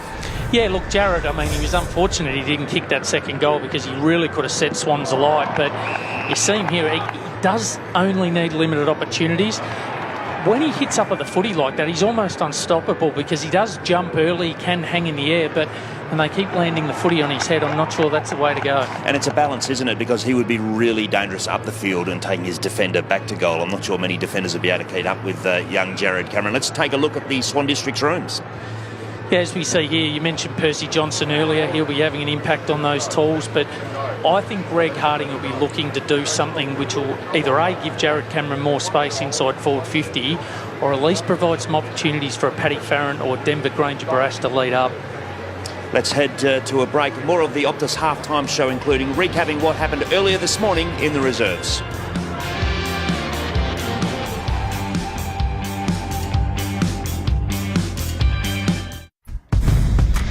Welcome back to the Optus halftime show. Of course, it is Subiaco by 9 points over Swans and Xavier Ellis. Pretty engaging first half, to be honest. It was a great first half. I think Swan District's probably dominated the inside 50s, but Subiaco's organisation, leadership down there with defence, and then the Hickmott brothers got going in the second quarter to get that one-on-one opportunities inside 50, which made them score a bit easier than what Swan Districts were. And you coached the Swan Districts Colts last year. What do you think they would have been focusing on at halftime? Yeah, I did. I coached 20 of the young lads out there today, but I think probably just the way they're going inside 50, they just need to tighten that up a little bit, try and find some one-on-ones. They seem to be bombing away to the Subiaco defenders too often. Let's head down to ground level with Steve Butler's got a special guest with him. A very special guest indeed, a man who'd like to be out there today for sure, but one of the most decorated players in the WAFL now, dual Sandover medalist Jai Bolton. Jai, congratulations on winning your second Sandover medal. It must have been a pretty good feeling. Oh yeah, absolutely it was. I'm pretty jealous, especially coming down here on ground level now of these boys who are playing today. But yeah, it was as close as we could get to some sort of reward for the season. Tell us about this moment on the telly now. Winning that second Sandover medal, Jared, it was obviously it was obviously a close count with Kyle Horsley, and you got the chocolates in the end. Yeah, no, it was a good feeling at the end with the boys getting around you, and yeah, it's obviously a big honour, very prestigious award. So I'm stoked to be able to have that around my neck again. How do you look back on the season, Jai? Was it as good as the 2 years ago when you won the first Sandover? I think on a whole, probably had a better season this year than my first year there. Not necessarily just because of stats or anything along those sort of lines, but been working pretty hard on leadership and that sort of thing around the club, and more defensive efforts and that sort of thing. So stuff that doesn't show up in the stat sheet, I think I did better. Well, here's looking at some of that season, and in the second half of the season, Jai, your team Claremont was really able to put some pressure on some good teams and get the head over the footy in the middle of the ground and really put the pressure on and made your way into the finals in the end. Yeah, we had some pretty clear and direct messages from Darren Harris, and we really bought into it as a team and tried to make a final series, which we were lucky enough to make. Didn't go as far as what we thought we would or were hoping to. But yeah, we did definitely see a big improvement in the back half of the season. Well, big congratulations again, your second Sandover medal, mate. We can't wait to see you again next year, hopefully with the Claremont Tigers or beyond if that's so to be. But thanks for joining us today. No worries, mate. Cheers. Good on you, Butsy, there with dual Sandover medalist Jai Bolton, and a lot of interest whether he'll get another opportunity at the AFL level after spending a bit of time at Collingwood many years ago. Much more to come. Let's get to a break. Second half, not far away. There's still plenty more to come on this special grand final edition of Macca's Match Day. We'll crown the 2018 Colts Premiers, see the Rubens play live in the Optus pregame show, and then it's the Battle of the Best. Subiaco taking on the Falcons, live and free on 7.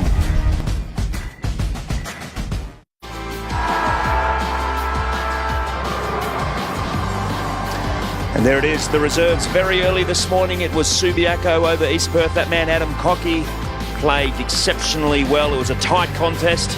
There's the premiership medallions. That's what is up for grabs today. A very jubilant Subiaco reserves team. Early this morning, to have a look, it was a pretty close game. Ryan Bourchet took a couple of really good marks as well. Cockey there, 27 disposals. Dobson, very good for East Perth with 24. Got a bit spiteful in the last quarter as well with a premiership on the line. Really engaging contest. Let's go back to the game. Here's Glenn Mitchell. Thanks, Pete. Subiaco winning the reserves. They're on track in the Colts, but they've still got a bit of work to do. The margin's only 9 points as we get underway in the third term. It's going to be Germs up against Dang. Dang wins it down. Does his own roving in the end.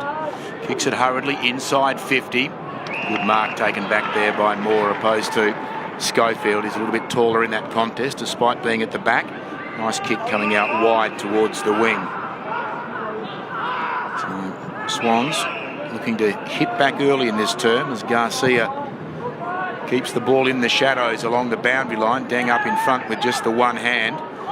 Goes at it again with one hand. He just can't find the handle at the moment. Opportunity in there for Subiaco to clear. That was a robust challenge there on Stainsby by Cameron, and enough to turn the ball over. So the mark with Beck. Beck with the left boot up towards the attacking 50. Dang up in front. Can't take it at the second attempt. Ground level. Subiaco can't clear it. And we're going to have a ball up. Bellalonger at the bottom of the pack.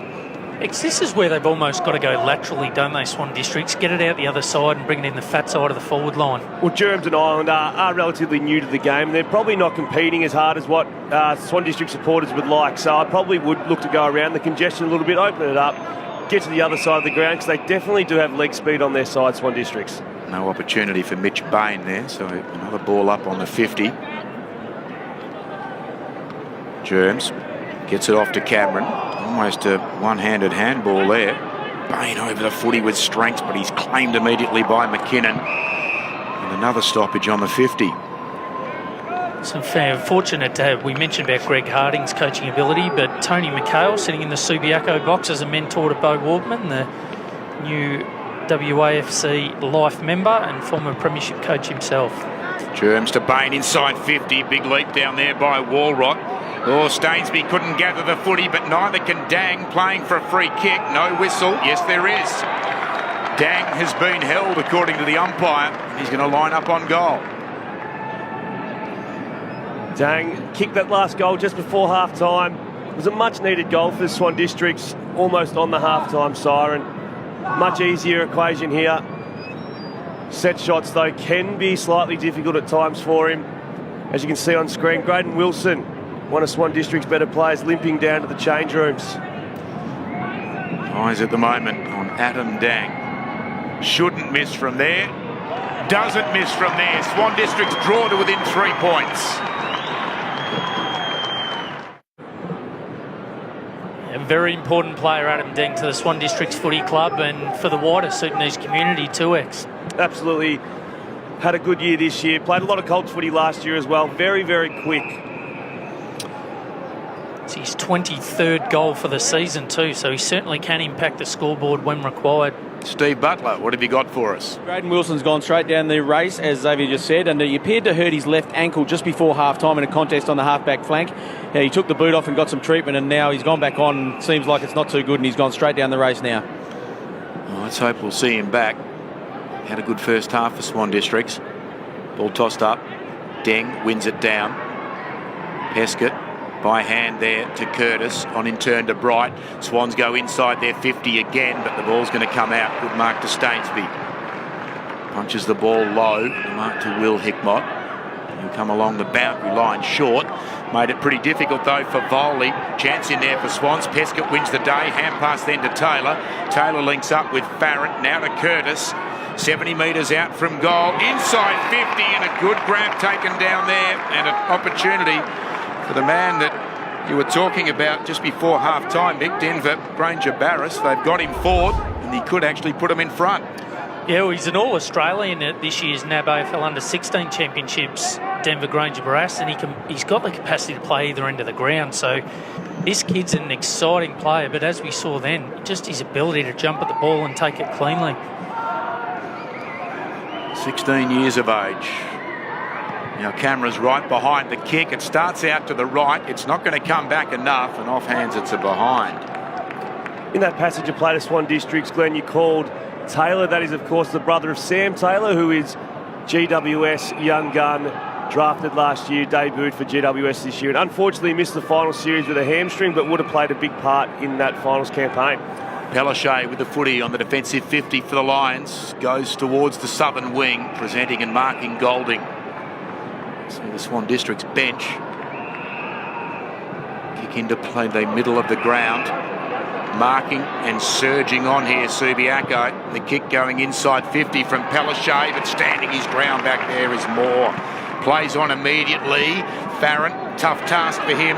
Couldn't take the mark. Ground level ball. Clinch gets it to Stainsby. Almost dropped that at his feet. He did. Good tackle by Moore, who earns the free. Here's the switch. Kicks to Beck at right fullback. Now beyond the defensive 50. Hilton with the ball.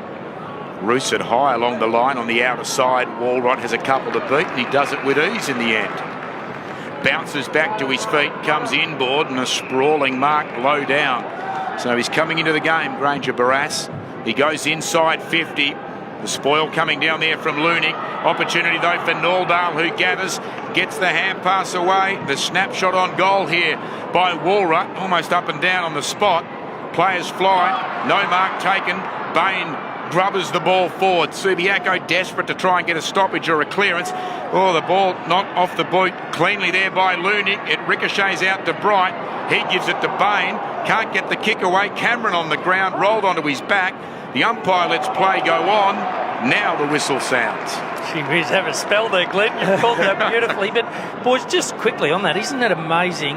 We now see why these young players can step up to AFL level so quickly. The pressure out there is immense. Pair of 25s. One down by Island. Stolen off the boot, though, by Farron. Goes across the goal line, and in the end, it's been put through for a force behind off the fist of Plain. If Subiaco do go on to win this game, their defence has stood up all day. 34 inside 50s to 18, and they haven't been under threat, really, have they? Palaszczuk marked the kick from Plain down the corridor. Puts it into the path of Hobley, hand passing to what he hopes will be his own advantage, but he shunted off the footy. Well done there by Granger Barras again, so Swan's going forward. The running mark taken by Farron. After a bounce, goes inside 50. Looney can't gather on the half volley. Here's Walrot, gets the hand pass away. Bright with some acceleration, shares it with Curtis. Inside 50, deeper still, but the mark not taken in there by Walrot. Here's the very pacey and agile Schofield from the defensive 50, but he turns it over onto the chest of Rowlandson. Rowlandson off the side of the boot. Subiaco in numbers at the fall of the ball. Pescott is there, but he gets a fickle bounce. It bounces back whilst on the ground to Walrot. It's not really what he needed, and he's penalised for holding it. It's holding the ball. Swan Districts had to hold that ball in, but that ball was kicked to a 2-on-6. They've just got to sort this forward line out before the game gets beyond them, I think. Foley down the middle on the slide. Hobley feeds the hand pass to Liam Hickmott. This is corridor football. Bassini does brilliantly in the one-on-one, then bounces the kick to Beck on the wing. He's got players coming out wider towards the line. It's going to be a relay free. Wouldn't have mattered. The mark was taken by Bright anyway. Sebastian Bright leading disposal getter on the ground up to 15. Goes to the attacking 50. Sainsbury can't take the mark back there. He's done enough to force a ball up. Crowd is building here. The majority of them on the broadcast side in the shade here at Optus Stadium. Anticipation ahead of Subiaco looking for an unbeaten season against West Perth. Subiaco get the ball there. Foley the hand pass to his teammate who comes out wide there, Vallelonga. The mark taken right on the boundary line by Georgiades, but his kick off hands out of play. You mentioned Seb Bright before, X. He was outstanding in the preliminary final last week. It's just his forward pressure that he applies. He provides the forward line with some real energy down there, and he's playing a big part in this game.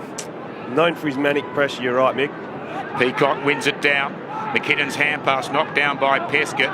Off the side of the boot from Peacock. He follows up. Germs tackles into ground. Loose ball gathered by McKinnon. Gets a hand pass away then to Shallabere Healy. He can't control it. Germs, the big fella, bends down and gathers. Swan District's a chance here. Gathered by Garcia. The hand pass releases Wilson, who was down in the rooms a moment ago, being attended to. He gives it back then to a teammate in Moore. Hand pass to Pierce. He straightens up, goes inside 50, coming out strongly on the lead. Walrot's been taken over the shoulder in the contest, and will get a shot on goal from right on 50. Well, he kicked 4 goals in the previous final against Subiaco, Kate Walrot, so he does certainly enjoy playing against the Lions. As we just see, he's chock full of power, this young fella, just his ability to run, jump and create that separation on his defender. Well, a chance to put Swan Districts in front. Going with the Ben Brown run-up. He makes pretty good contact. It's not a bad-looking kick, just fading to the left, though. The mark is taken beyond the line. So scores level in the 2018 Grand Final. Synergy Energy Colts Grand Final, 36 apiece. The restart here by Parnell, out wide into the shadows, and Vallelonga. Along the line he comes. Deng is the target. He won't get there, and it's out of play. been a great half of football, hasn't it, Mick? Both sides are displaying their individual abilities. Some of the kids have put their best foot forward. It's been great to see. Obviously, a lot of recruiters in the stadium today. Yeah, and full credit to Michael Farmer and Phil Smart, the two talent managers from each of the teams, in the job that they've done in preparing their groups of players. Will Hickmott gets it to Clinch. Clinch into the heart of Optus Stadium. Well done back there by Taylor, but he needs support. He's outnumbered on the ground. Dank comes in to help him. Looks like, whoa, that's a strong tackle. Putting French on his back there, Dank. Taylor gets it, a hand pass to Pescott. He knocks it down from overhead. Hand pass from Garcia, not overly direct there to Germs, who soccers the ball forward. Subiaco a chance just outside their defensive 50. Working the ball into the middle. Clinch now gives it off towards McKinnon. He goes inside 50. Back there, gathered, well, not quite by French. He just hacks a kick towards the goal line. Opportunity back there for Granger Barras, and he soccers it through. Subiaco break the deadlock.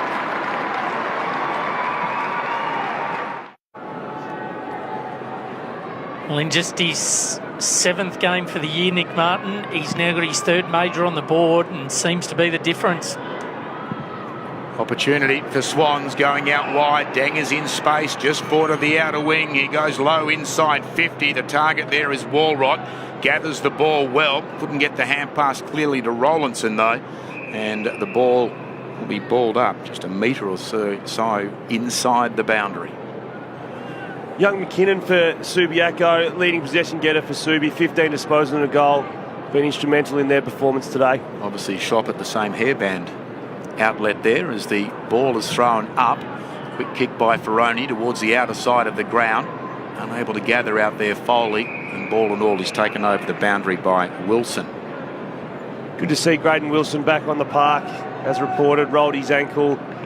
Big day for Graydon. There'd be obviously a few recruiters casting an eye over him. You don't ever want to go down with an ankle injury, especially on such a big occasion. Boundary throw in outer side. Germs wins it down. McKinnon can't come away with it though. Just a moment ago we saw just how warm these conditions are with Jared Cameron, the towel over his head down there in the shadows on the boundary line on the bench. Germs wins it down. Bain gets a hand pass array. Deng, well, great work there. His hand pass though, not the right finish. Gives it to Hobley. Hobley gives it off to his teammate who's run down Stainsby. Good tackle by Farron. Swans can go inside 50 again. Farron goes very short and diving down. They can't take the mark in there through Walrot. Clearing kick, that's just thumped by Stainsby. Now just coming onto off the interchange, that's handy. Golding is there, gets the hand pass to Mayo. Mayo, awkward delivery inside 50. Chance here for Hinder. Gets the hand pass to Taylor, to Piscini. Kicks down the wing, but Subi have the numbers. They might mess it up though. Stainsby drops the mark. Goes in to try and atone for it. Parnell soccers out of mid-air. Ball will go out of play. Both teams are screaming for forwards to come at the football, as we saw just then. Fast break, and Xavier Peacock very, very stationary inside 50 for Subiaco. Just needed to come up at the ball. Swans players lining up to come back on the ground. Cameron and Bright amongst them as the ball is thrown in. Germs wins it down. Bain gathers but heads straight into the bodies of McKinnon and Dang. We'll have a baller. Two very proud clubs with great players that have gone on to AFL pathways. Dang wins it down. Hobley. Defensive hand pass. Villalonga though doesn't gather cleanly. He's got support back there from Mayo. Now Hobley. Hobley kicks across the half back line. Will Hickmott on the fall. Gets a hand pass to Lunig. He goes out towards vacant territory. Coming out now Mayo. Hand pass almost stolen by the other number 10 in Taylor, who was actually given away a holding free kick. French gets on with it immediately. Hobley's drifted to the 50 at left full forward. Told now he's got to play on. He came off his line. That's a good kick, and the mark taken by the Jack Clark medalist from earlier in the week, Liam Hickmott. I was about to say it, Matt, there's massive difference in this game. Swan District's midfielders aren't working hard enough forward to make their opponents accountable. So Swan District's going inside 50 to be outnumbered every time. Conversely here, the defenders should have run back to help out, didn't, left so much space open. It creates quite an easy opportunity for a good player. Hardly any angle to worry about, and nothing does worry him. Subiaco go to a 2-goal advantage. to make my point a little bit clearer, it's just purely the midfielders of Subiaco at the moment, just working a little bit harder to help out. Swan Districts had an opportunity to fill the gaps then and just didn't get back quick enough. Neither ruckman get a hand on first up. Dang off the side of the boot, not 15. Hobley the hand pass to McKinnon, feeds it off into the path of Foley. Foley goes inside 50. Mayo, almost the one-handed grab. Newman tackled towards the boundary line, will have a throw in. Well, this is where their physical preparation, we spoke pre-game about how meticulous they are. Bo Wardman, the coach, leads the charge. I think this is where Subi's physical preparation and how well Matty Olds, their strength and conditioning guy, has done with this group might just start to get the edge on Swan Districts. Mayo and Germs, the palm down. No one there for Swans really to gather. Dang does now. Hand pass back defensively. Oh, the Newman's kick has been knocked down there by Taylor. Loose ball, gathering at Subiaco. Liam Hickmott gets it off to Foley. His kick is partially smothered. This is Martin working in a confined space, back into the corridor. Off hands. Subiaco still a chance through Stainsby. Pulls it back across the body towards full forward. Subiaco flying down there. Martin can't take the mark and it's out of play. Touched on some of those former Subiaco and Swan Districts players going on to AFL level. We're talking the likes of Daniel Rich and Matt Prittis and Subi senior coach, who we'll see later on this afternoon, Jared Schofield. Subiaco pressuring Swans' defence. They lead by 2 goals. Germs with the body, wins the ball down, wriggling out of the tackle. McKinnon snaps on goal, just fading towards the right. No one can take the mark. French getting there first at ground level. Can't gather the footy. Now he does, opposed to Taylor. Snaps on goals. It goes right across the face. Hinder just spoilt by the fist of Georgiades. Important spoil, that one. Joey Hinder, probably a little bit too casual. It now creates an opportunity at the top of the goal square for Subiaco to score again. Boundary throw in. Mayo conceding height there to Germs, who wins it down again. Going in now, gathering it. Foley runs into his own teammate pretty much there in Mayo, and his hand pass goes out of play. Unfortunately, Mayo, the ruckman on that occasion, just couldn't get out of the way quick enough. 5 minutes from three-quarter time. Subi lead by 12 points. Having already won the reserves, and they're looking to do so in the league following this game. Germs again uses the body well, opposed to Mayo. Deng gathers right on the boundary line. A hand pass to Bain. Loops a little hand pass over the top to Curtis. He then goes outboard by a hand, and the kick coming in towards the middle from Farron. Subiaco have some numbers there, more fighting against the tide. Gathers the footy. He's gathered in turn. The umpire lets play go on. Will the ball jar free? It's beneath the body of Dang at the moment. He's tackled by Stainsby, and eventually a ball up. The tackle pressure from both sides today has been great to watch. It's accounted for why the contest is so tight. No missed tackles. Again, Germs wins, this time against Dang. No one can clear it off the deck. Now they can. Bain, quick kick forward, but straight onto the chest back there of Palaszczuk. Exciting prospect, Jacob Palaszczuk. He's a very, very talented rebound defender. Eligible for the 2019 draft. Now, shepherding has been called here in that contest. That's an interesting one. The free kick is going to go against Foley in favour of Peskett. Peskett with some Swans players heading towards the southern wing. One of them is Hinder, takes the mark, doesn't break stride, goes up towards Island, takes the mark. His opponent overcommitted inside 50, and the ball put straight onto the chest of Farrant.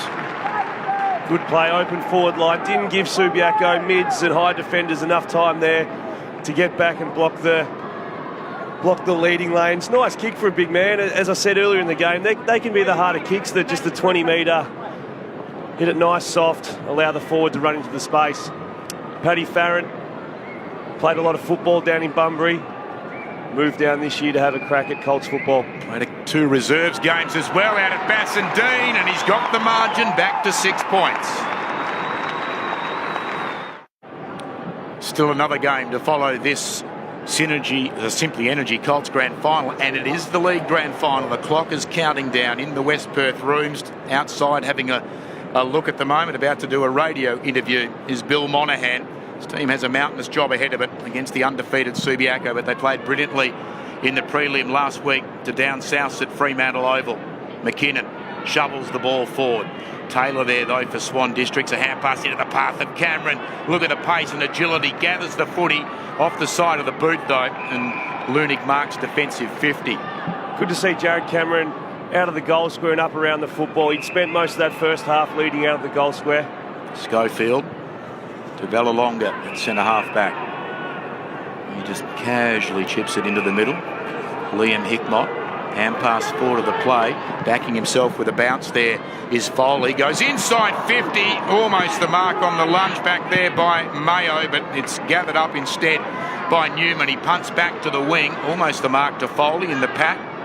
A couple of Subi players wrestling against each other for the ball. In the end, Liam Hickmott to half forward.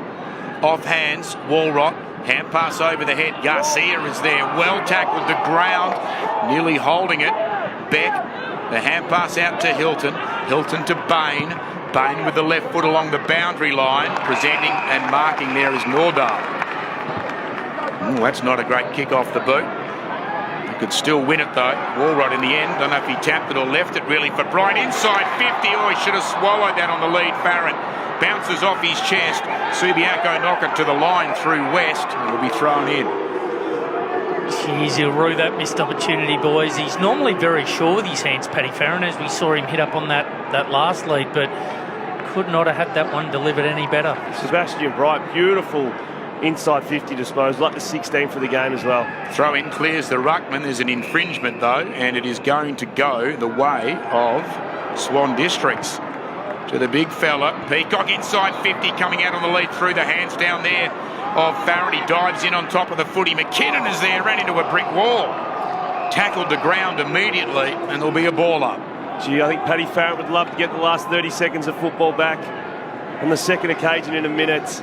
Came out, he probably dropped what he should have taken again. He's a very athletic player.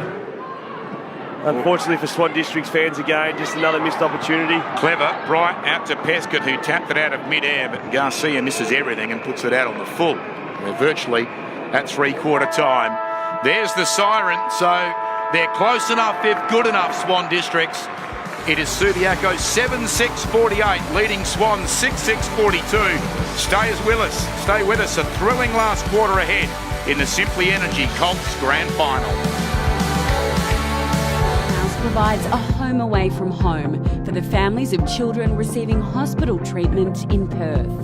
Although there's no place like home, we believe keeping families close at a critical and fragile time in their lives can help ease the burden of their journey.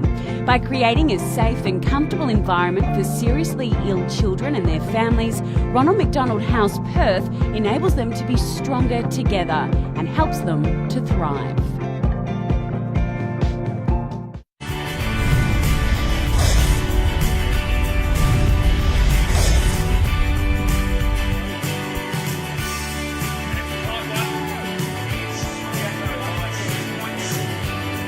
Grand final, Subiaco by 6 points.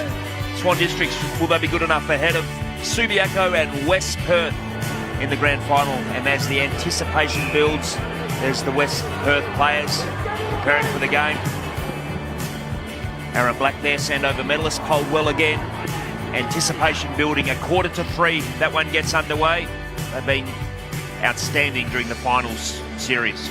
Let's have a look here in the Colts grand final, and Xavier Ellis. Great Close game. enough if good enough. Great game of footy, absolutely. 25 degrees here already. Hobley's had 19 disposals and leading handball receive play on the ground. Whereas Sebastian Bright, 17 disposals for Swan Districts, 6 inside 50s. Kicks, marks and handballs all very even. Inside 50s, 22-43. Swan Districts plus 21, but they just seem to blaze away. But I reckon the last 2 minutes of that quarter, they created some opportunities with lead-ups. Mick Ablett, who are you liking from here? Well, I think Subiaco's physical conditioning will probably get him over the line. Let's head down to the Swan Districts huddle.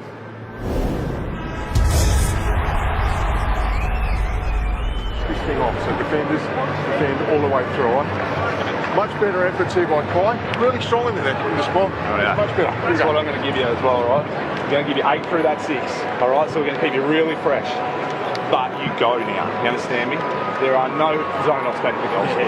You're up on the shoulder, you win the ball back in dangerous positions, cross half forward. Don't zone back and allow the lead up to come. You get even more aggressive. You understand? All right? you risk them taking him over, getting over the back to win the ball back in dangerous areas. You got me? We don't lose this game being safe. We'll lose it being ultra aggressive and getting forward. You got me? All right? Have fun. Let's go. Greg Harding there. Let's head to boundary side with Steve Butler. Yeah, man, very familiar to the WAFL in Rod Willett, a 1988 Subi Premiership player and now a recruiting manager in WA for the Gold Coast Suns. Rod, how important it is for these kids to get this sort of exposure today in terms of their AFL dreams? Well, it gives the young fellas, or even all the WAFL players, an opportunity to come out here, experience a big ground. We know that, finals footy and especially grand finals are a little bit level up. It's a lot quicker. So it's great for these kids to get a feel of that pressure and to be able to perform on a big stage. I know your pencil would have been pretty sharp today, taking some notes, mate. A couple out there taking your notice. Yeah, well, it's fantastic to have, probably, 6 or 7 kids out here today that are either going to the national combine or the state combine. So, they really get their opportunity again to sort of perform and to show recruiters, not only for Gold Coast, but for all the clubs that are participating and, see what they can do. I hope you can find a couple of little gems for the Suns, mate. Thanks for joining us 30 years after your WAFL Premiership, and keep up the good work, mate. Oh, well, let's just hope Subi can do us proud again today. Thank you.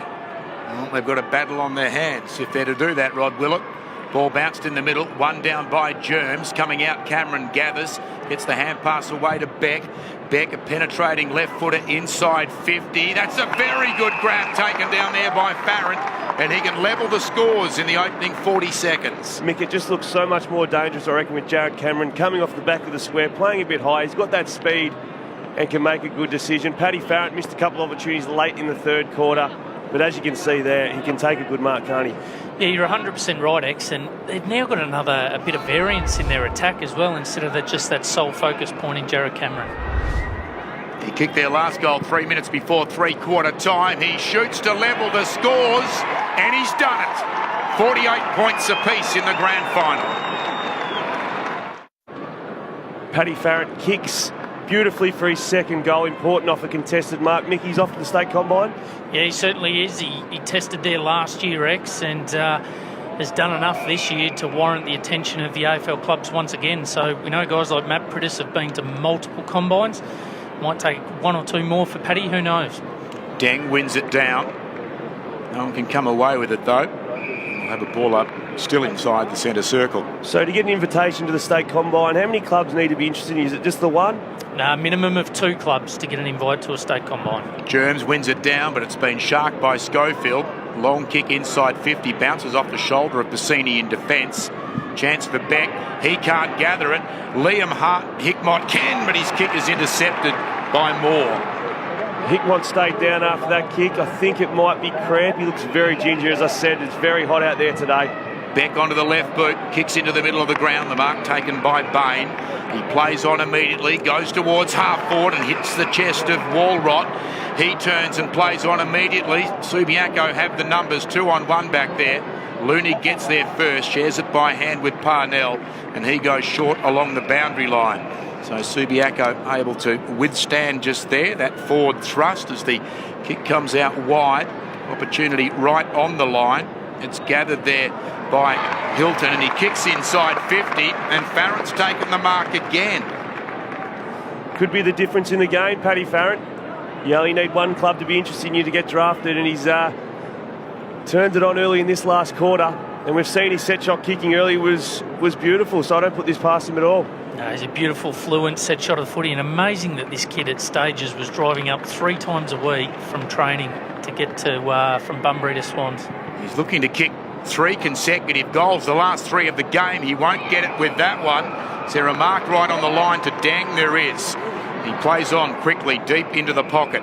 Subiaco maintain possession through Parnell. Low to the outer side.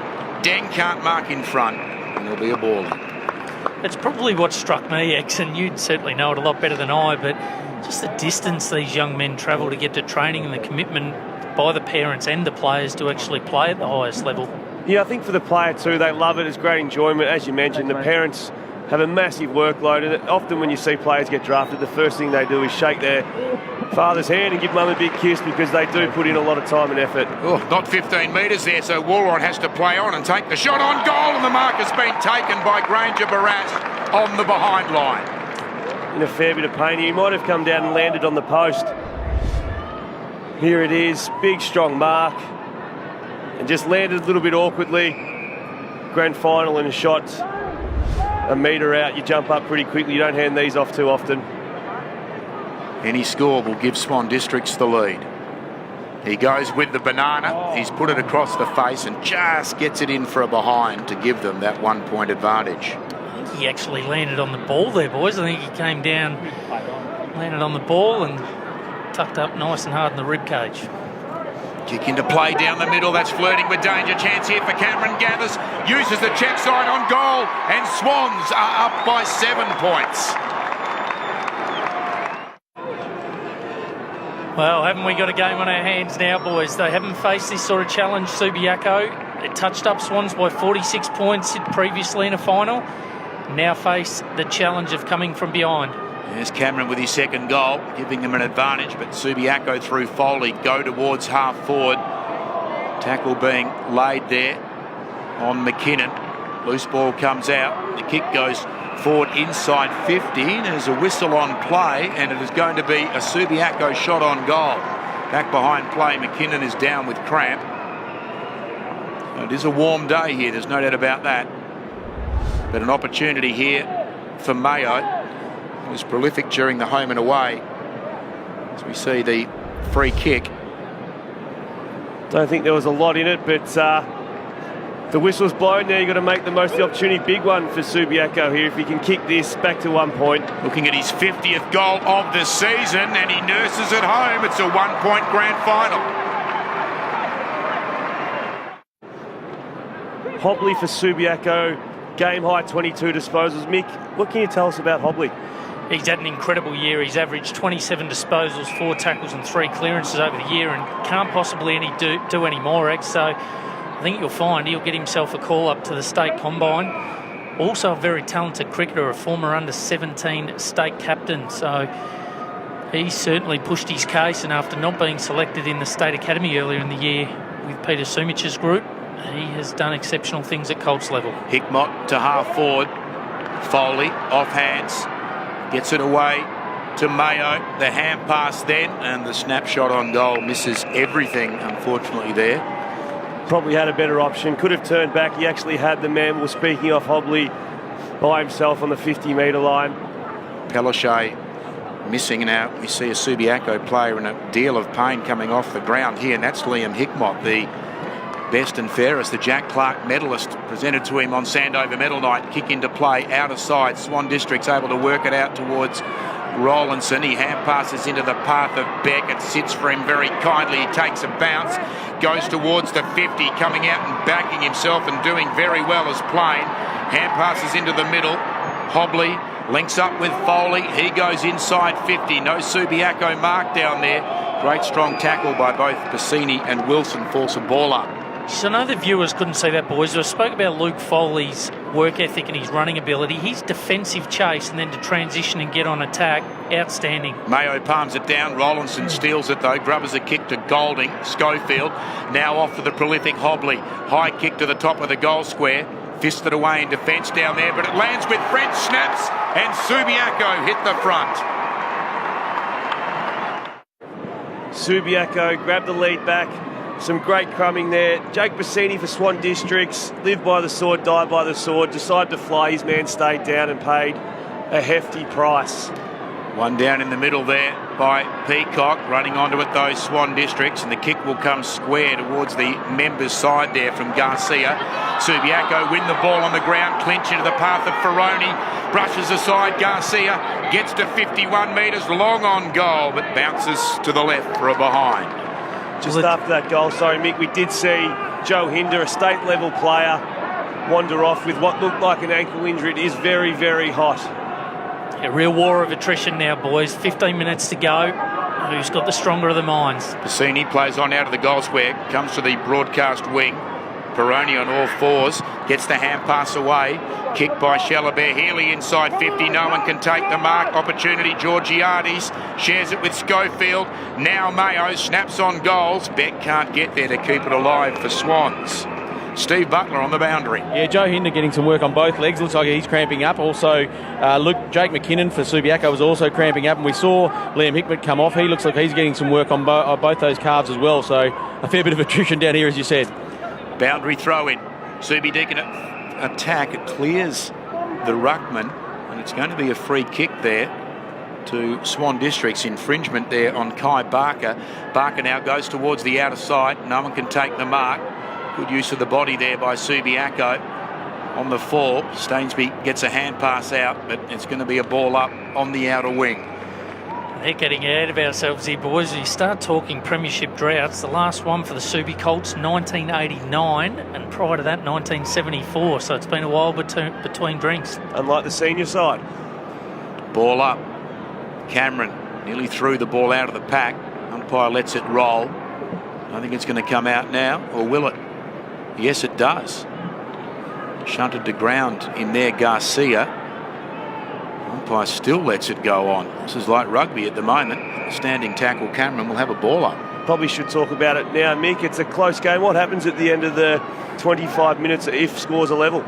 Yeah, it'll result in a golden point, so they won't sound the siren. They'll just play on until the next score takes effect, and then the siren will sound. Up towards half forward, Swan Districts. No one can take the mark. Subi there. Hobley loops a hand pass over the top. Gets it back to Plain. Plain then further defensively. And Will Hickmott kicks to the wing, and that's a big leap and a big mark to Foley. Hit the ground hard. No damage done. Thought about coming short along the line. Now he goes a little bit deeper towards the attacking 50. Big leap from the side by Martin. Crumbing it there is Walrot into the path of Georgiades. Can he burn off Germs? He can't. That's a great tackle by the big ruckman. You love to see that in a big man. Mentioned earlier in the first quarter, he was a former basketballer, so the contact side of things isn't at the front of mind, but a big tackle like that would be pleasing for people to see. Beck now to Bassini. They're looking for the switch down the outer side here, Swan Districts. Bassini long, and that's a very long lead that's been offered there. Trapping it on the bounce is West. Gets the hand pass away to Wilson towards half forward. Front of the pack, Stainsby gets shunted to ground. Subiaco win the day through Hobley. The hand pass out to Martin. Martin bounces it by hand then to Will Hickmott. Back to Hobley. His kick into the path of Clinch. Corralled on the boundary line by Beck. Goes low level to half forward, and Swans take it out of play. When you don't get to see these two sides play too often, you don't know the players too well. I've just followed Hobley's running patterns for about 4 minutes. He's up to 27 disposals. He's like a mini Andrew Gaff. He does not stop running, contest to contest. If he doesn't get used, he doesn't complain. Just keeps running and running and running, and he's been, for mine, best on ground so far. Head over the footy, Taylor. He was pushed in the back. Advantages paid. Garcia with pace and a bounce. Carries the ball into the centre square, but the kick is not good. Chopped off back there by Plain. Now he's got Ferroni free on his own on the wing. Left foot kick wide towards the boundary line. Subiaco maintained possession through Georgiades. Kicking now towards half forward. The leap from behind by Clinch, but standing his ground strongly in front. Very good mark taken there by Newman. Comes out wide to Curtis in the shadows of the grandstand.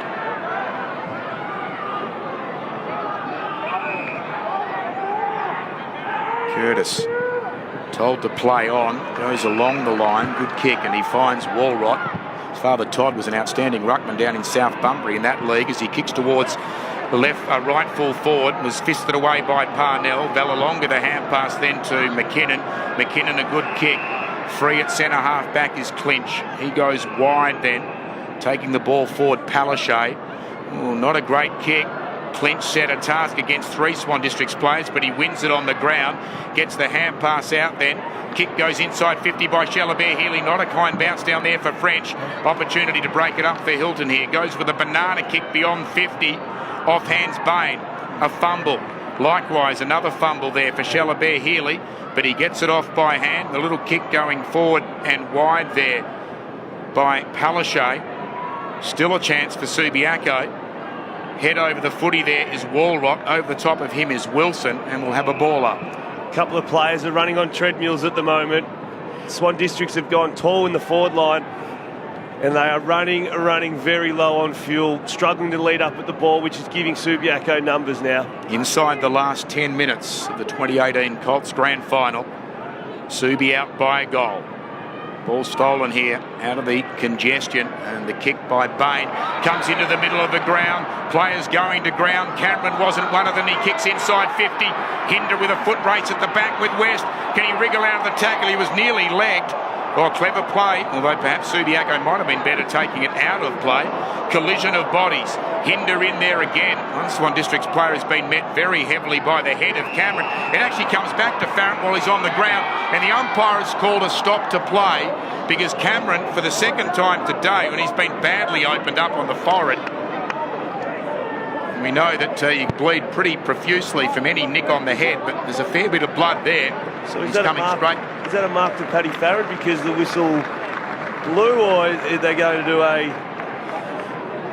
ball up? Bit of confusion because the whistle, I think great concern around Cameron there, obviously with a fair bit of blood. It's going to be thrown up, I think. Not sure what the signal was there, boys. It was a bit of a lasso. Yeah, did have the lasso.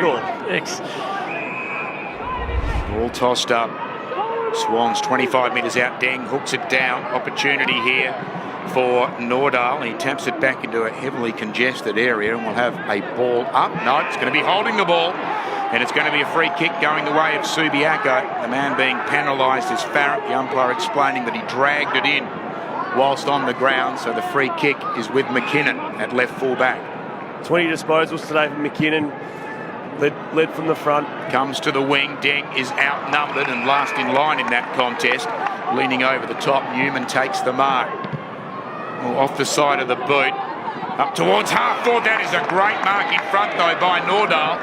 Too far out to score. Swans trailing by a goal. Nearing the 18-minute mark. He goes deep towards the pocket.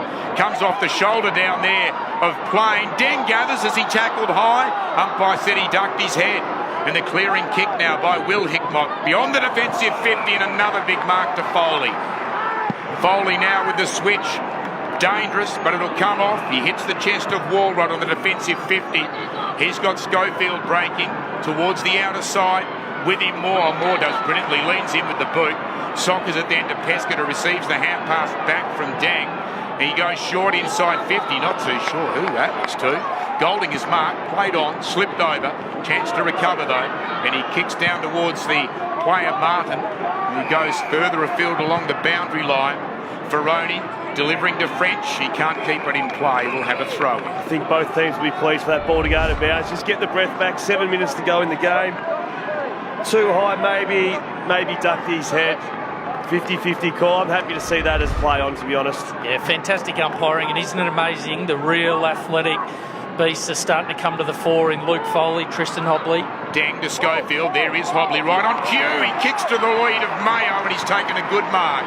Protected the ball there with his body, and he's dead in front, lining up for what will be his second today and his third today and his 51st of the season. I think he might struggle with the journey here, Jack Mayo, so interesting to see whether something opens up short. He's got Taj Schofield off screen here in an absolute world of his own. Going back a long way from the man on the mark, but the man on the mark is going to come at him as well. He gets very close to him. He's gone as long as he possibly can, fades left, and in the end it's assisted through by the big ruckman Germs in defence. Don't need to go too quickly, Swan Districts here. Still got plenty of time. Sometimes young kids, when they go too quickly, skill errors like that can occur.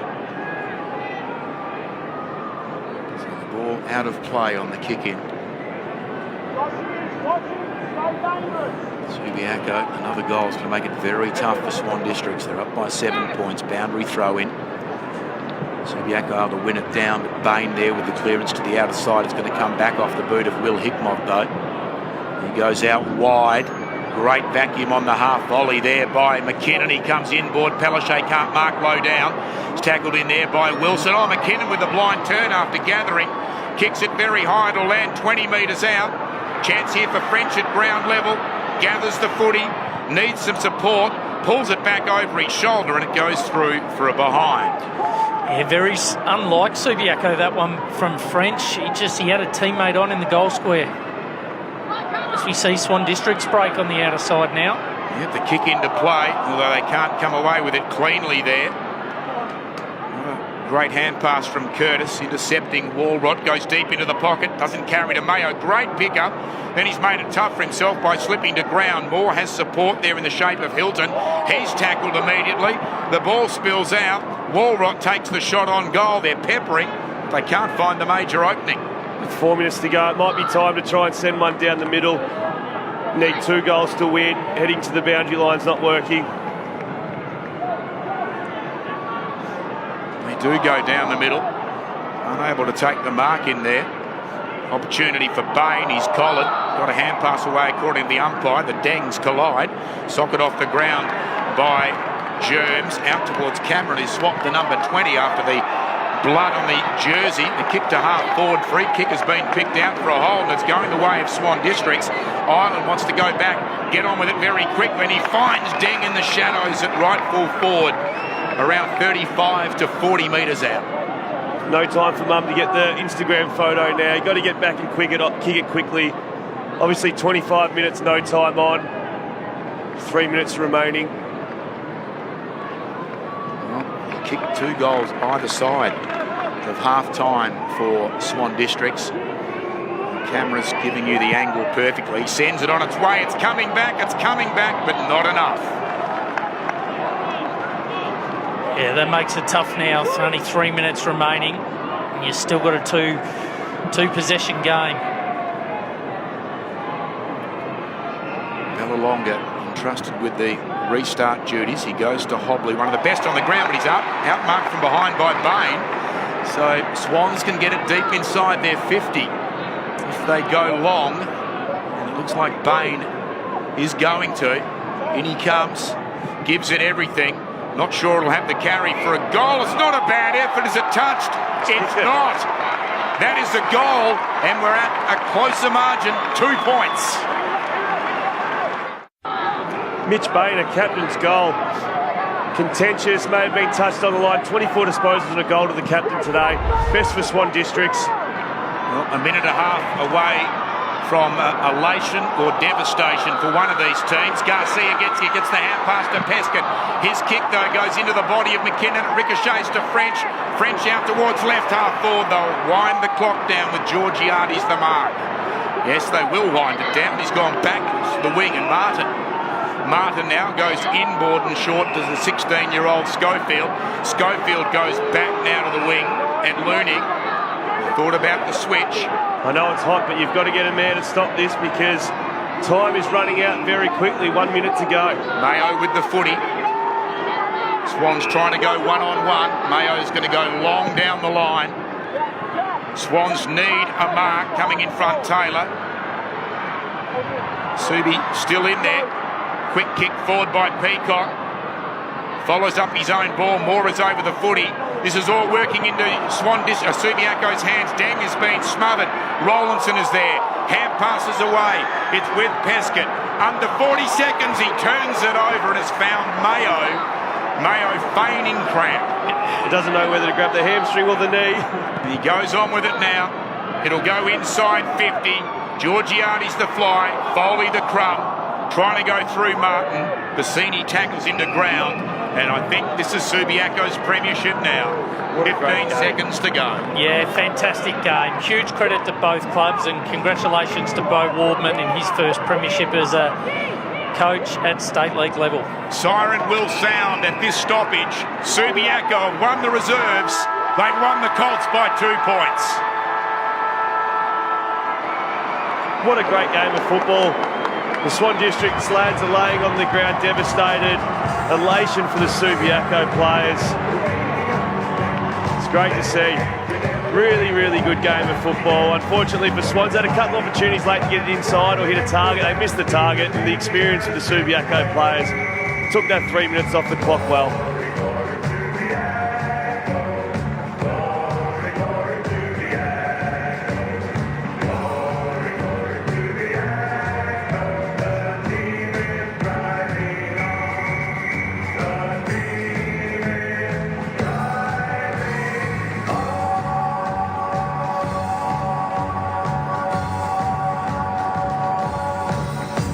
Steve Butler down on the ground, not far from a very elated Subiaco huddle. Yeah, he's a star today. 28 possessions. Tristan Hobley, a great game, and that must be a very good feeling, Tristan, out on this big oval today. Yeah, unreal, isn't it? It's like, came here, we knew it was going to be a challenge, but to go down to the line like that, just for the boys to just keep pushing and pushing, it was, yeah, it's what we worked for all year. You must be very proud to be part of this great footy club. You won the reserves, you've won the Colts, now you've got the league to come. Yeah, it's a great feeling around the club at the moment, you know, all three teams finishing on top, and now the chance for all three to win. It's, yeah, nothing better, is there? And what does it mean for you boys to all be out on this big stage today and get this sort of exposure? Well, we knew coming into the game it could be the last time all of us would play together, and we just thought, what a better chance to do it out than out not just in a grand final. So, yeah. Well, fantastic win, mate. Fantastic effort by you today. Go and enjoy it. Cheers, thanks. Well, take nothing away from Swan Districts because they took it right up to a team that finished 5 games ahead of them at the end of the home and away season. At the end, Subi, the minor premiers, on 60 points. Swans were back in 3rd place on 40.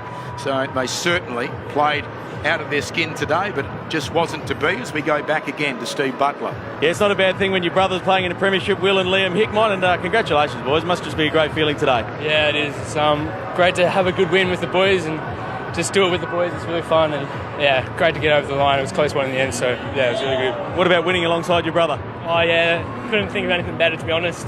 They're all pretty much our brothers out there. We work so hard together. But yeah, it's really good doing it with him as well. Could be a big week for the family. Your dad Adrian, obviously, with the West Coast Eagles too. A great win yesterday. He's been around footy for a long time. He's an assistant coach there now too. So big week for the family. Yeah, it's a really good big week. If the Eagles get over as well, but yeah, just enjoying the moment. So yeah, it's good.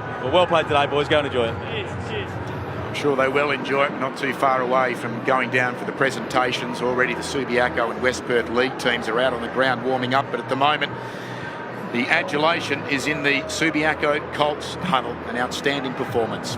Very, very mature response. Swan Districts got out by 2 goals almost in that last quarter, but they didn't panic at any stage, and the cream rose to the top for Subiaco. Interviewed Hobley after the game. Very, very impressed with his 28 disposals and 13 handball receives. Yeah, outstanding, Tristan Hobley, and wasn't Luke Foley important there at the end too when the game was really on the line and somebody had to step up? He was outstanding. Steve Butler with a very happy Beau Wardman. A very happy coach indeed, Beau. Congratulations. How the boys are going to enjoy that? Thanks, Steve. It was pretty tough at the end there. Might be in trouble because I think a couple of our blokes rolled behind the ball, which they're not supposed to do. But there was just a bit of miscommunication with the runner. But to their boys' credit, they've played really well all year. Their commitment to our program's been outstanding. So for them to get some reward today, can't be any happier for them. I think you're a former WAFL League umpire. What's it like to be a premiership coach in the Colts? Yeah, no, absolutely. I suppose a good transition. Although the boys umpired pretty well today for what it's worth. But really, I suppose it's been a great journey over the last 3 or 4 years at this level. Reserves and Colts premiership today, a bit of momentum rolling into the club, into this league grand final too. Yeah, no pressure on Jared, but no, hopefully it's a good start for the club. Hopefully we can really finish it off today and it'll be a really good night of celebration. Well, it was a fantastic game of Colts footy just then. Well done, congratulations. Thanks very much, and thanks for your coverage and support of Colts footy. Thank you. Beau Wardman, very highly thought of at Subiaco. Some people even throwing his name up that he might jump from the Colts coach to the league coach if Jared Schofield departs the club in a game's time. That's still ahead of us, the grand final of 2018. But there's always that incredible contrast at the end of a grand final. One team, total ecstasy and devastation for the other. And unfortunately for Swans, they've got to sit out there and very shortly see the medals presented to their opponent. But a gallant performance, as we mentioned, they got to within 2 points. So a terrific effort by Swan Districts, but it's Subiaco's day. They've won the reserves, they've won the Colts. They're about to get their medals as we go down to our ground presenter in Peterbell. Good afternoon, ladies and gentlemen. We'll now present the Mel Winnan Medal to the best player in the grand final as determined by the umpires. Mel is one of the legends of the WAFL and one of the greats for West Perth.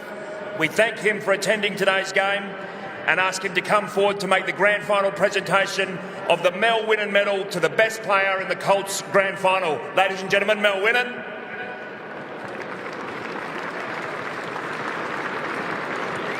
Ladies and gentlemen, the winner of the medal for the fairest and best in today's Colts Grand Final is number 3 from Subiaco, Tristan Hobley.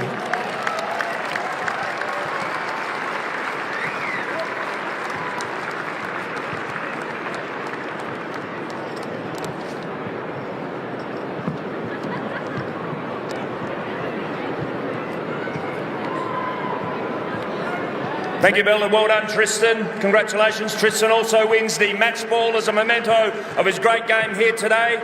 I would now like to ask one of the directors of the Subiaco Football Club, Russell Smith, please. He's going to present the premiership medallions to each player in the victorious team. Thank you. Number 3, Tristan Hobley, best on ground as well. Should have made you stay up here, Tristan. Apologies. Number 6, Jake McKinnon. Number 9, Nathan French.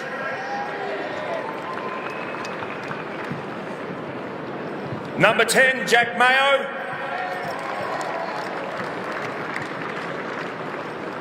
Number 11, Jordan Ferroni. Number 12, Matt Den. Number 13, Liam Hickmott. Number 14, Zane Shalabier Healy.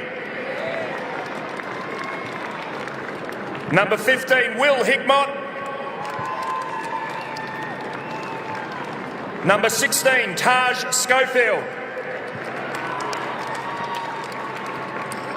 Number 17, Kyle Stainsby. Number 18, Jacob Paletia. Number 20, Joshua Lunig. Number 22, Luke Foley. Number 25, Xavier Peacock. Wearing number 26, Samuel West. In jumper 32, James Parnell. In jumper 33, Adam Valalonga. Number 37, Abraham Clinch. Number 38, Mitchell Georgiades.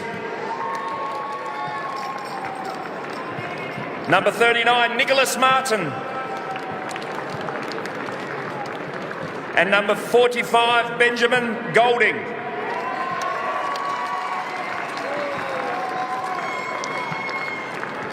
And the captain today wearing number 1, Maddock Plain.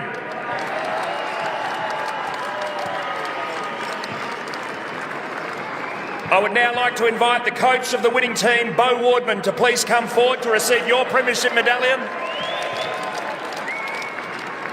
Well done, Bo. And please say a few words on behalf of the club. Bo Wardman, ladies and gentlemen. Thanks, Peter. Firstly to Swan Districts, Greg Harding, and your program. Congratulations on reaching today, and I thought it was a really gallant performance, and credit to you and the way that you coached throughout the year. To the WAFL, to the talent program, Simply Energy for coming on board as a major sponsor. Thanks very much for your support of talent football. I think it was a really great showcase today of 2 quality teams. To the Subiaco Football Club, our major sponsor in A.E. Hoskins, and our entire program, to the players today, not only the 23 that represented us, but our whole squad. A massive thank you to our staff. There's about 60 people that put this program together, so to everyone that's part of that, thanks very much. And I'd like to, I suppose, congratulate everyone, and thanks for turning out today for the grand final. Thank you, Bo. And of course, presentation to the captain and also the coach of the Subiaco side, our 2018 Simply Energy Colts Premiership team.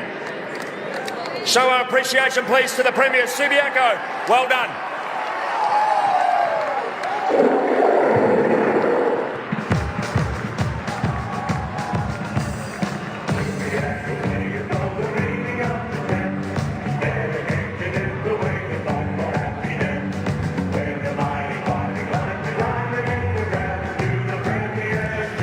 They won the reserves. They're looking to have an unbeaten season in the league. That's ahead of us. But at the moment, the glory and the satisfaction is on the shoulders of the Subiaco Colts.